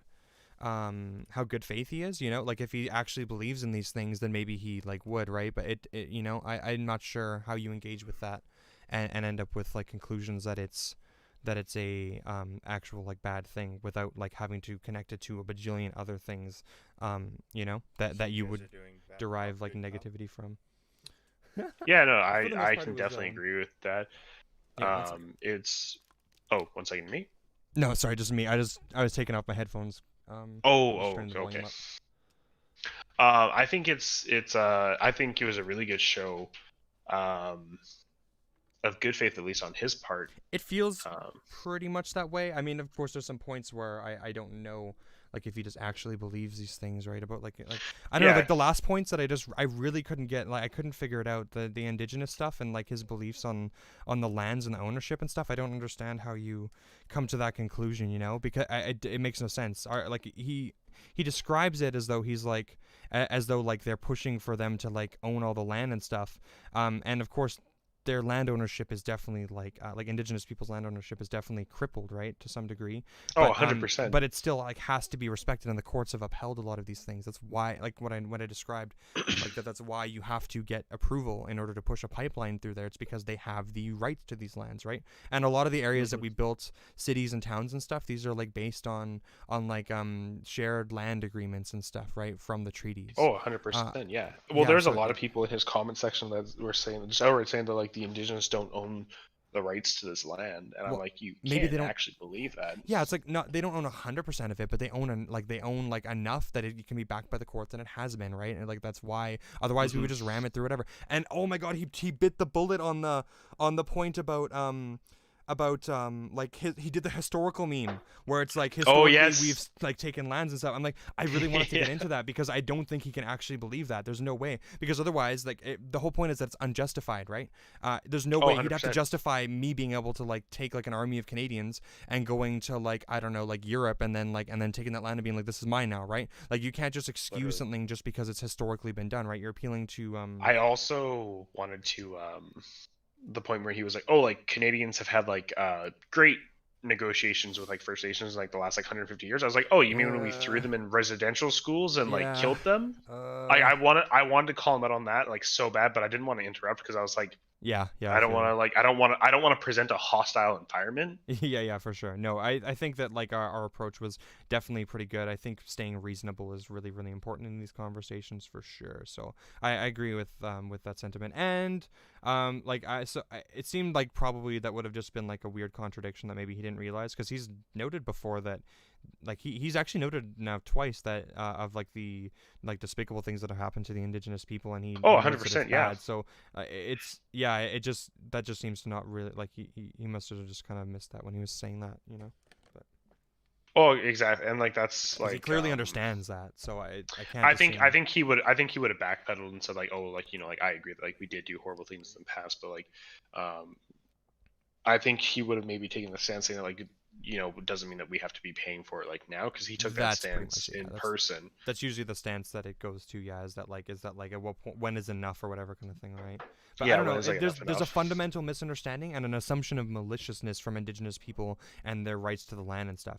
He thinks that if they were like given the 100% rights to their land back, that like we would all get booted from here, which is not the case. It's historically been the case that indigenous people like wanted to like share the land because it benefits them to some degree because we brought our like technology or whatever, right? It was supposed to be like an equal trade, right? Like we come in, we benefit them because we vastly like improve their society or whatever, if you want. That sounds dumb too though, because then it makes it sound like we're it that implies superiority, which is fucking cringe. So I'm not like trying to imply that at all. There's definitely not at all. But that was the whole thing, right? It's just all people have things to offer for trade, and of course their land and their resources is huge, right? So it was supposed to be some kind of equivalent trade. Of course it wasn't taken that way.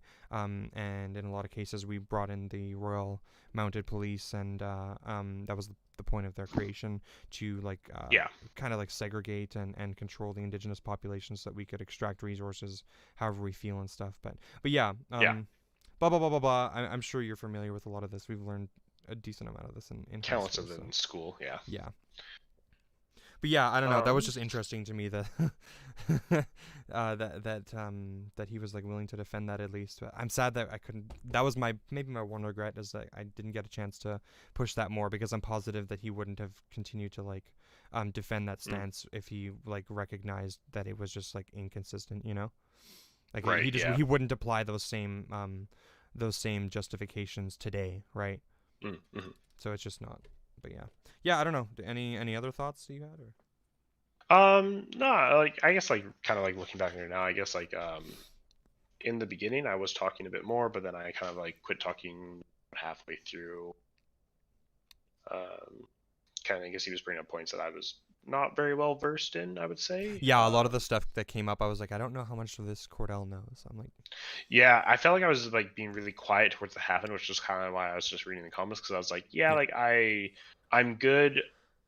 I was good at UNDRIP, and then we kind of crossed into like some some other territory stuff, and I was like, oh yeah, no, I lost, and I was like, I'm not gonna sit here and act like I know stuff about stuff I don't know. Yeah, for sure. So, Yeah. And I've learned a lot of these things just as like accidental like consequence to some degree, right? I took the indigenous course at the start of the pandemic when I like was laid off and stuff. So I just happened to like have a lot more knowledge in that field. Unfortunately, I would say maybe if anything, I tried to represent like what I had learned as best I could, but it is a little bit fuzzy still. I probably could have said more if I was a little bit more well versed in that. But I think for the most part, I represented what I've learned was, or what I understand from that course and stuff. You know. Yeah, definitely. I think one point I wanted to bring him up again when he was talking about that MLA from BC, right? MLA from BC. The chief. Oh, are we talking about like with like the Wet'suwet'en stuff, or? No. Kind of, but he was talking about how like there was like an MLA in BC that was like a former chief, Right. who like he said it was like he would know more about this stuff than we would. Oh. Right, like he. Oh yeah, his anecdotes, yeah. Yeah, I really wanted to be like, oh, like, are you gonna put us like in contact with this guy, right? Like, I mean, he could. I don't know. From what I learned, like I'm pretty sure that I had learned about the Indian Act stuff from the course I took, which seems to be more of like a broader, like collective, like agreed upon opinion, right? So I'm not sure how like useful it would even be to get personal anecdotes, you know? that's why. Well, that's what I'm saying. Like, if he brings on someone who has these personal anecdotes, right, then we can defend those, or we can attack those points by being like, okay, well, it's like we need evidence to back this up, otherwise it's just anecdotal evidence. Yeah, and exactly. then we can discredit his appropriate authority, right? Right, yeah. Yeah, because like you said, you kind of brought up like that good point there that like we could go and talk to like any particular person that like has that like, and just keep talking to individual people until we find someone who agrees with us, and then use that. Yeah, to, like, he didn't like that part at all. Yeah. Like I was just like yeah, like that evidence is just coincidental. Like I could go around and talk to a bunch of people until they agree with my points, and all that's just anecdotal cherry picked like data. So Yeah. I mean, I don't know what sort of grounding that stands. Yeah, it doesn't really like represent much anything useful to me. Nothing that I care about anyways, so. Yeah. You know, I don't exactly. know. We're trying to have like broad understandings of things. Yeah, like any random individual, like maybe that individual's been involved in it for the past 30 years, but that doesn't automatically make them like the authority, I guess, on that entire matter. Does that mean that they speak for all of the people, or like, or I would say like the democratic majority of those people, right? Well, that's and the point it gets really that I wanted to complicated bring when we up get into too. indigenous stuff too, because each treaty has their own like and in a BC, I don't know if you've ever looked at the treaties in BC, but holy fuck, there is a shitload of them. Like Alberta's treaties are quite like large for the most part. Oh, there's so many treaties in BC. To the edge of the coast there of BC, you get a fuckload, and I'm sure each of them have their own collective individual interests. Yep. And I'm sure that there would be a little bit of like competing interests in between the two, or opposing interests. I'm sure. Now, not in all cases. I'm sure there's a lot of like collective interests that's similar to, right? But. I also I wanted to bring up the point complex. there when he was saying that like all those 20 First Nations groups were on board, and then the Wetaskiwin Society came in and just threw like a wrench in the plan or whatever. Yeah. And he was saying like, oh, like that's convenient. I'm like, okay, but like how do we know that that doesn't like go against what some of those First Nations groups wanted, or those indigenous groups wanted? Well, yeah, that's the thing, right? I'm not sure like how accurate. Well, and the thing is, like, that's the thing. He links it all back to George Soros and Rockefeller are putting these people in here, and it's once like, we don't have a good argument, then it just goes back to that, right? Like, oh man. Yeah, and like it's like you can't keep scapegoating someone just because they're rich. True. Right? Like. Fuck, if that's the case, then anyone who's richer than me, I'm gonna scapegoat into all my problems. Well, that's exactly it too. Oh man, I wish I brought this up. Fuck. Oh, the one thing I missed was that like Fuck! the reason why though, and I could see why it would have never come up anyways. I would have had to force the conversation there, and I'm not interested in pushing this conversation in any like particular direction. I'd like to see how it develops and stuff, and then kind of I feel like even if some of the things we're like unversed on and stuff, I feel like we can be rhetorically effective with a broad understanding of how these things work anyways. So I could have pushed the conversation in the direction, for example, more into the point of like, but the reason I didn't is because it would be assuming malicious intent, or like uncharitable, or what's the word? No, I would be assuming bad faith from Mark, and I'm not quite sure. I don't know. Like I don't know if he's like good faith or bad faith, so I want to assume good faith, right? I want to be as charitable as possible to his positions.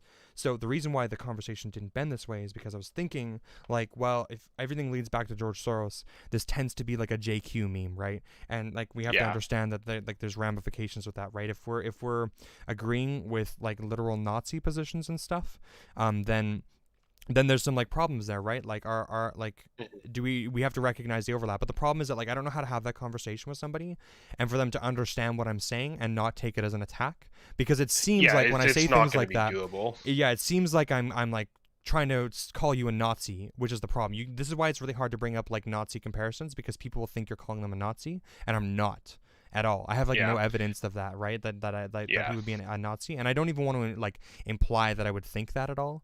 So there's no point in me like bringing it up. But like the thing is that like I'm like, okay, so why is it always George Soros?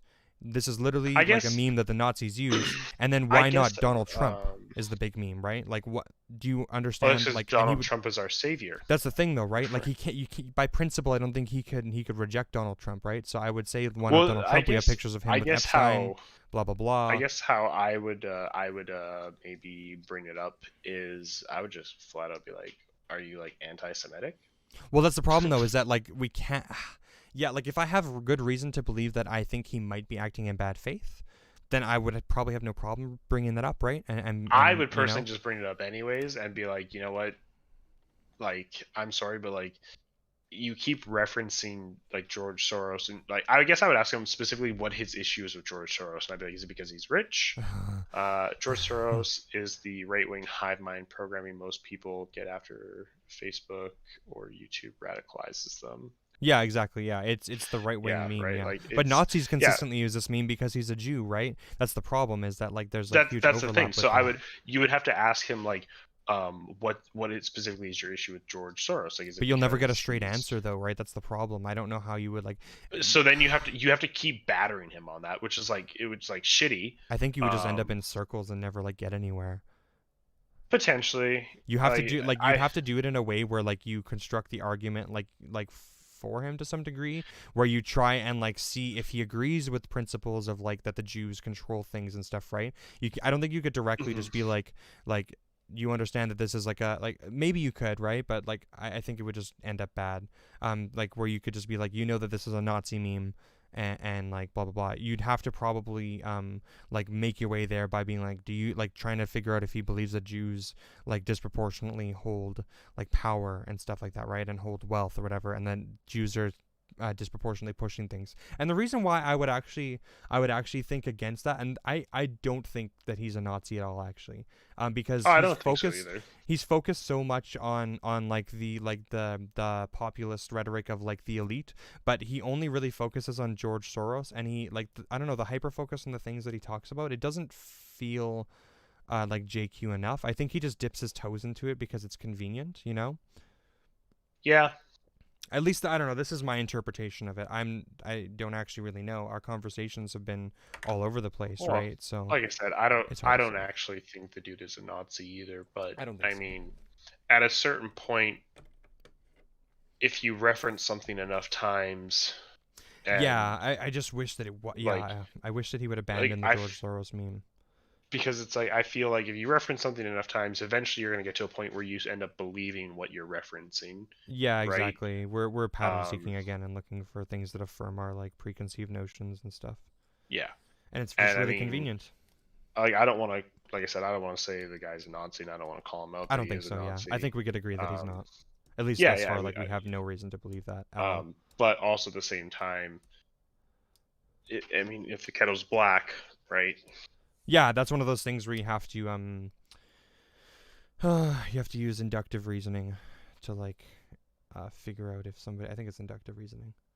Yeah. You have to use inductive reasoning. Yeah, that's the whole like deductive reasoning. I see somebody shoot somebody else with a gun. Clearly, this person shot that person. Inductive reasoning is like I walk into a bar.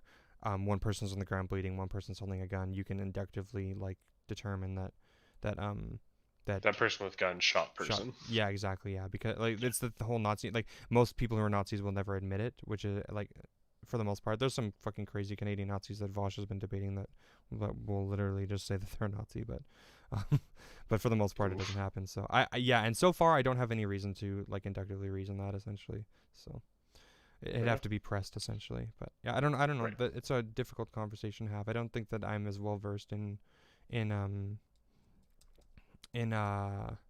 like pushing that question. I guess. Pushing the envelope kind of thing. True.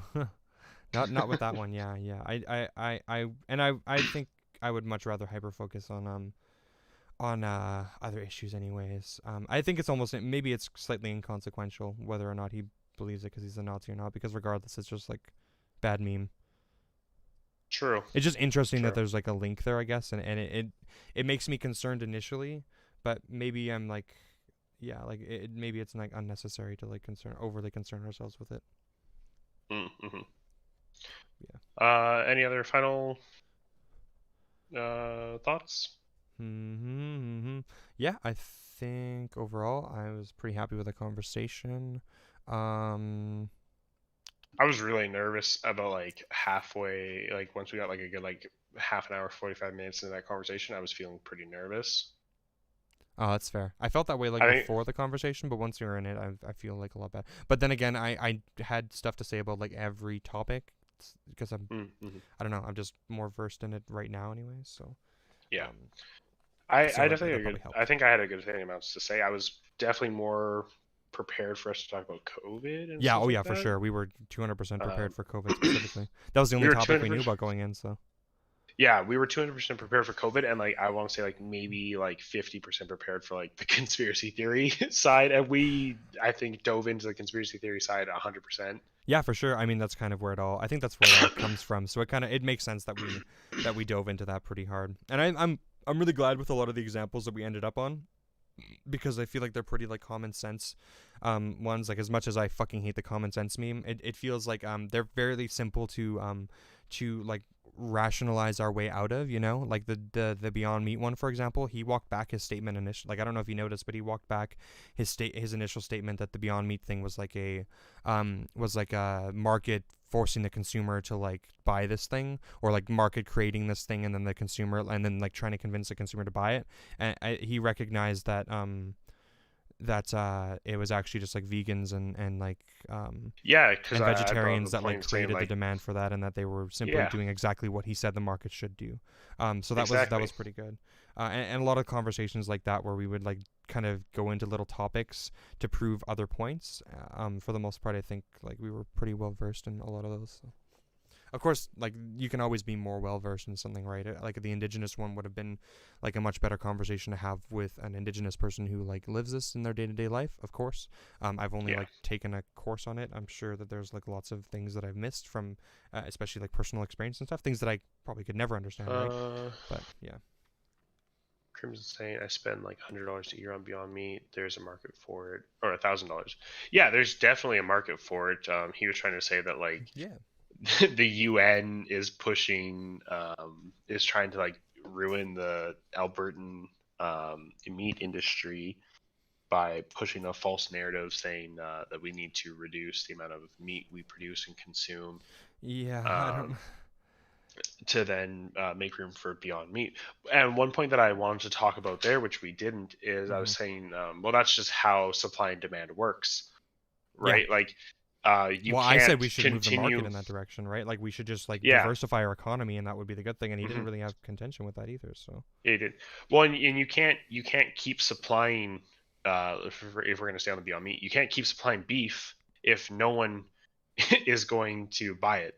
Yeah, right? It's just going to go bad. I meant to say too that like it would be kind of fallacious to believe that like we're trying to push meat completely out of the market. Like I meant to say that like That like he shouldn't be afraid of like never being like there'll always be meat for him to buy. There's no reason why it wouldn't. Meat will just become probably more of a luxury good, and I don't even know if that necessarily means that meat will become much more expensive than it is now. I just think that Beyond Meat has the potential, the meat. And I wish I could have gotten into this a little bit too, but the meat processing that we do right now, there's no way to remove money from it right now. The investment side of it, I guess, or the how would I put it? Fuck. Reducing consumption of meat reduces environmental footprint. Huge. So, yeah, 100%. So like the money that it takes to produce a cow, there's no way to like really like reduce this much more than we already have. We have the huge like factory farms and stuff, right? We've reduced costs to create this meat as much as we can, and it's like hit its floor for the cost. We can't really reduce it much more, so that means that meats can't go down much more in price, right? But Beyond Meat is made of like fucking pea protein, dude, and beets. Yeah. Like this stuff is like fucking dirt cheap in comparison. Right now the only thing that's expensive is of course the science to like combine these ingredients together in X way or whatever, but there's so much room for like reducing the price of this product that Beyond Meat is going to easily like destroy regular meat in the marketplace in the future, because it just has room to move down so much, right? So it's going to push it out, and then of course if the cheapest meat option is fake meat, then now poor people are going to start buying it, right? Or like even like middle class people who may want to save money and stuff. Essentially what this means is that like regular meat becomes like your kind of luxury standard. It's more expensive, and then this replaces our main, which is kind of the point, because like I described, and I did get to this in the conversation, which I'm glad, that like it's not just the cattle like farts and then makes more methane and stuff. It's so many factors. It's the land use, the water usage, the feed usage, being able to grow that feed, and then also you you have to factor in like the waste removal of like the animals themselves. Yeah, but, exactly. It's such a complex situation. Like it's very expensive. They can also nutritionally enrich fake meat, so it actually covers people's full dietary needs. Exactly, yeah, exactly. Yeah, exactly. That's the whole point too. I brought up the fact that like protein, the whole point of like vegans need to eat something else, right? Because based on their diet or whatever, so they need to get protein still, right? So you need to like have the protein in it or whatever, and whatever else that meat would have, and that's what they've done. They've engineered this to have equivalent like nutritional value to meat, which is great, and it tastes like meat too. And the one point that he brought up, saying like, oh, like if there are certain countries that like need to do this to meet their like dietary like needs for it. I don't even know what that point was getting at. Yeah, I think his point was trying to say that like, oh, all Canadians eat red meat. Maybe I think that's what he was trying to say. It's like appealing to like this weird like that's the nationalism appeal thing, right? Where it's like this like pride and like manly men eat meat and stuff. I don't know. Yeah, I don't understand either. Like I'm a red meater. I'm a red meater. Well, I eat red meat. I love red meat. Yeah, I love all meats for sure. I just understand like the arguments on the other side. I've tried the Beyond Meat. It's not for me. It's they haven't made it. I think it has its place, but it's not for me yet. That's fine. Right? Yeah, and I have nothing. It's not like I'm going out there being like, oh, fuck Beyond Meat. Beyond Meat is raising the cost of my red meat, because I know it's not. Yeah, no, it's not. It's not affecting it. It's just another. In fact, it might create more competition actually, which would maybe reduce the price. Yeah, that's exactly what it would do. If anything. Yep. Once it becomes once it takes a large portion of the market share, it's very possible. And then eventually it might push meat out enough that like meat might just become its own thing so I would assume where we would end up is that a lot of factory farms would kind of get fucked, and then we would end up with a lot of local farms and stuff. Factory farms deserve to get fucked. Yeah, and that's the hugest problem, right? Is that we want to replace those. And then we would end up with like a lot of local farms like Johnny Sausage or whatever, right? Like I don't know if he's a farm or whatever, but I'm sure he's supplied by local farmers and stuff, right? Yeah. And so we would end up with a lot of localized things like that, where you would get your meat, and then it would have like a really, really small scale impact that's sustainable. You'd still be able to buy your meat and stuff. It would probably be like it would probably stay very similar to the price that local meat is now, right? Which is probably a little more expensive than your meat off the shelf. But fuck, anyone who's tried local meat in Alberta could not like disagree that it's great, and that they would probably rather eat it in most cases, right? And so we're not trying to take away that thing. Like prime example, like I buy almost exclusively all my meat at Co-op. Yep. Because I just know it's better quality. Yeah, it's XL meat. Right. Mm-hmm. In comparison to buying my meat from like no frills or stuff like that, right? Yeah. And you still end up getting and- like factory farm stuff from there, but I mean, Co-op has a lot of like localized like what's it called? Oh my god. You know, like the sausages and stuff, like Hutterite Yeah. meat. Yeah, exactly. Yeah, that's A like lot of it you is still like can get locally local meat. sourced. Mhm. Yeah. And it's just better, Yeah. right? Like anyone that tries to tell you that local meat isn't better is, I would say, smoking crack. Yeah, exactly. And that's like a huge thing with the Alberta beef industry, I would say too, right? Is that like it has that local feel. That's what you think when you see the Alberta meat and stuff, right? I don't know. It's just weird. Mark like just messaged me. Who? Oh, Mark just messaged me. He said, "Thanks again, guys. I think that was valuable." Sweet. I'm glad he enjoyed it. That was good. Yeah, glad you enjoyed conversation. I know we did. Oh yeah. Oh man, I forgot to turn my chat back on. Sorry guys that I wasn't replying What here. Good stream. do you mean you're? Oh no, I'm not a nationalist. I've known Mark for a Sam. few years. He's a solid guy. He does seem like a decent guy. I think that like of course we disagree on some positions. I'm a sure. neoliberal, and Mark is the nationalist. I think that he clearly wants like what's best for him and for some collective that he represents, right? For sure. So Canadians, maybe we could say. So for sure, yeah. Good stuff. I know we did.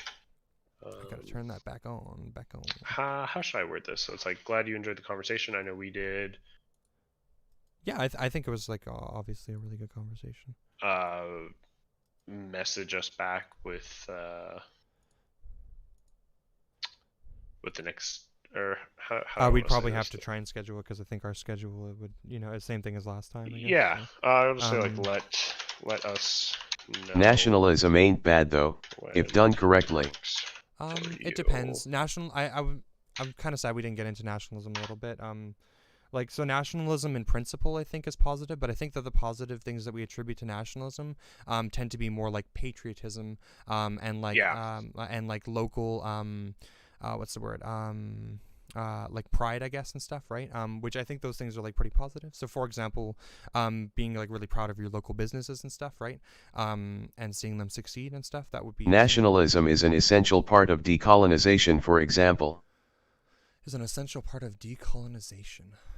Well, I would say nationalism on the other, nationalism is inseparable from the desire for power, I would say. Yeah, that's usually what the problem is that like, well, like I find it's possible. I could see the argument for national being an essential part of decolonization, for sure. My general problem with nationalism is just that it tends to be a system that sends us like backward into like kind of backwards thinking. For example, I don't know if anyone that's watching right now is like Albertan and stuff, but in Alberta, nationalism has been kind of a plague. Ho Chi Minh was a big nationalism, for example. Ho Chi Minh. Oh, I'd have to look up that name. I'll here 1 second. I'll just. What did he say? Ho Chi Minh. Nationalist asterisk. I'll have to look that up after. It's 10:33 for me, so I have to be up at 6 a.m. So I'm going to end my stream. Cool. Thank you everyone for stopping by. Always greatly appreciated. Hit that follow button. I'm 10 followers away from 100. That's a pretty big deal for me. True. That'd be a huge milestone, and definitely want to hit that. Hopefully definitely before the end of the year, but before the summer, that'd be pretty cool. I think it was a very, very fruitful discussion that we had. I think it needed to be done. I wish it was happening on a more larger scale platform and stage, maybe, where we can have people that are better versed in this than we are, like scientists and whatnot, start to. To some degree, I don't know. If the scientists are talking about are like COVID-19 scientists and stuff, though, then I don't know they're doing their thing, right? So it's kind of up to like political pundits to some degree to try and hash these things out in the public forum. But very true. I know what you mean.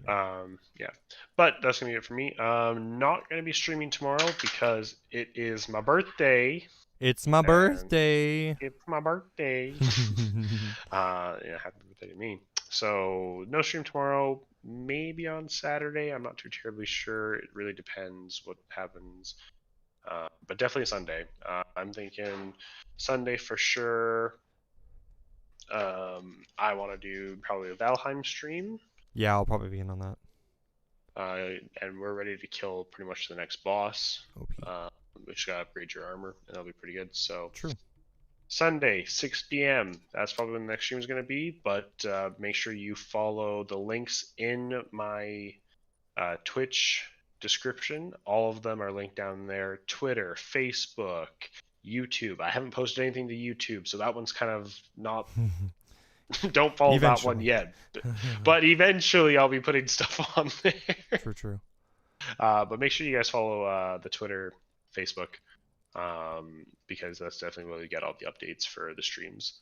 I hope everyone who looks back and watches this VOD thinks it's fruitful, and I hope you all learned something. And next time, I'm not sure when the next stream will be with Mark. Hopefully sooner rather than later. But I'm sure it will be.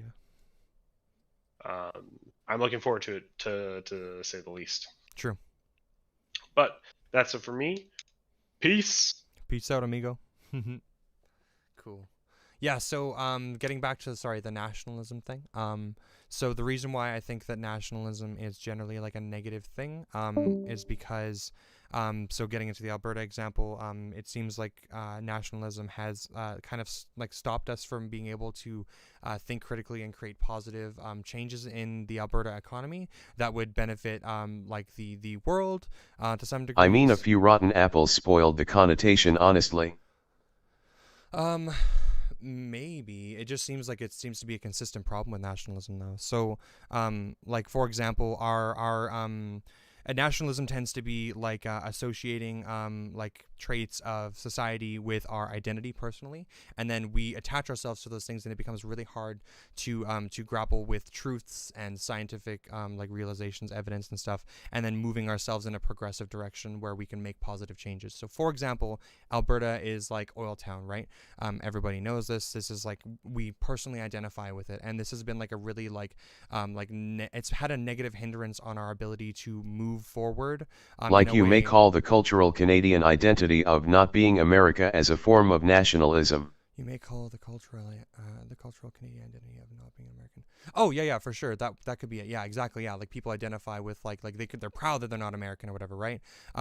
Yeah, for sure. But it just seems like our inability to grapple with evidence and even things that just would like positively benefit us, positive change towards more renewable resources, where we could replace a lot of our jobs.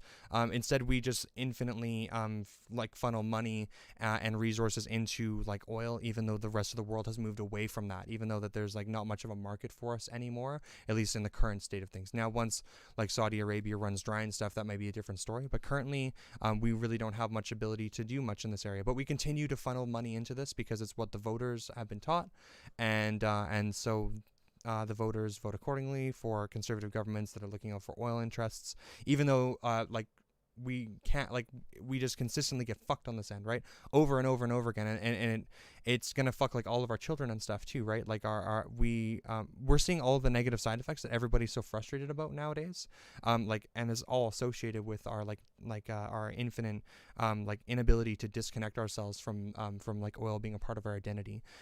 We should move towards whatever makes the most sense, whatever's the does that make sense? But we have like this inability to. Now, of course, nationalism can be positive, like you said. That Canadian form of nationalism does have an idea of having more and more Canadian businesses and rejecting cheaper American ones. Yeah, for sure. That's like part of it. Yeah. And I would say like a really positive example of like nationalism could be Canadians and their healthcare, because it seems like no government is really willing, for the most part, to push too much like privatization of our healthcare on us. Now, of course, some conservatives are still trying to, but they don't word it as much in that way. They try and worm their way around it. And the reason why nobody like really pushes against this is because it's so like such a firm part of our identities that like trying to privatize our healthcare like fully would like you would have no power. So it can have some positive effects and stuff. I don't like disagree with that notion at all. But overall, it just seems like it's like an uncontrollable thing, right? It's just people identifying with things and then not being willing, like not willing to change when better alternatives are presented, essentially. And that's my main contention with it.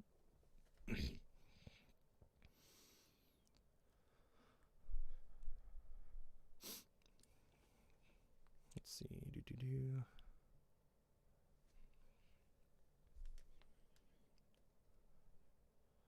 Oh, this guy's like Vietnam. Interesting. Ho Chi Minh.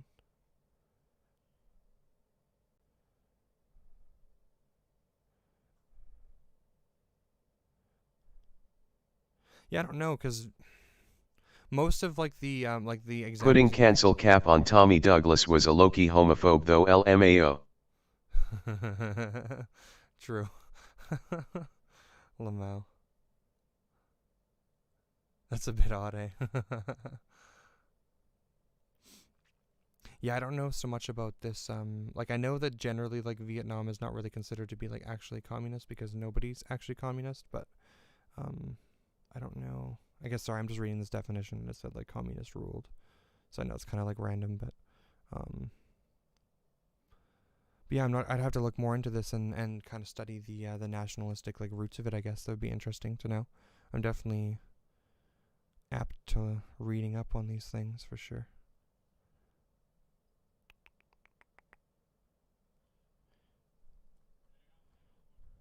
Oh boy.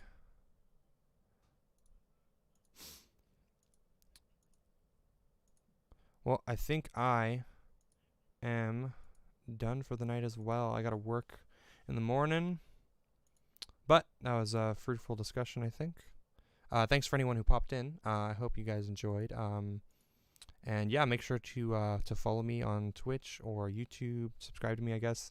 Or like my page on Facebook, wherever you guys are viewing from. Ho Chi Minh basically wanted his country to be free from foreign rule, and the most convenient way was siding with people that will benefit him, whether that be America or China. Okay, so yeah, in principle, that sounds like a pretty good thing, right? I would assume foreign rule over anywhere would be pretty bad.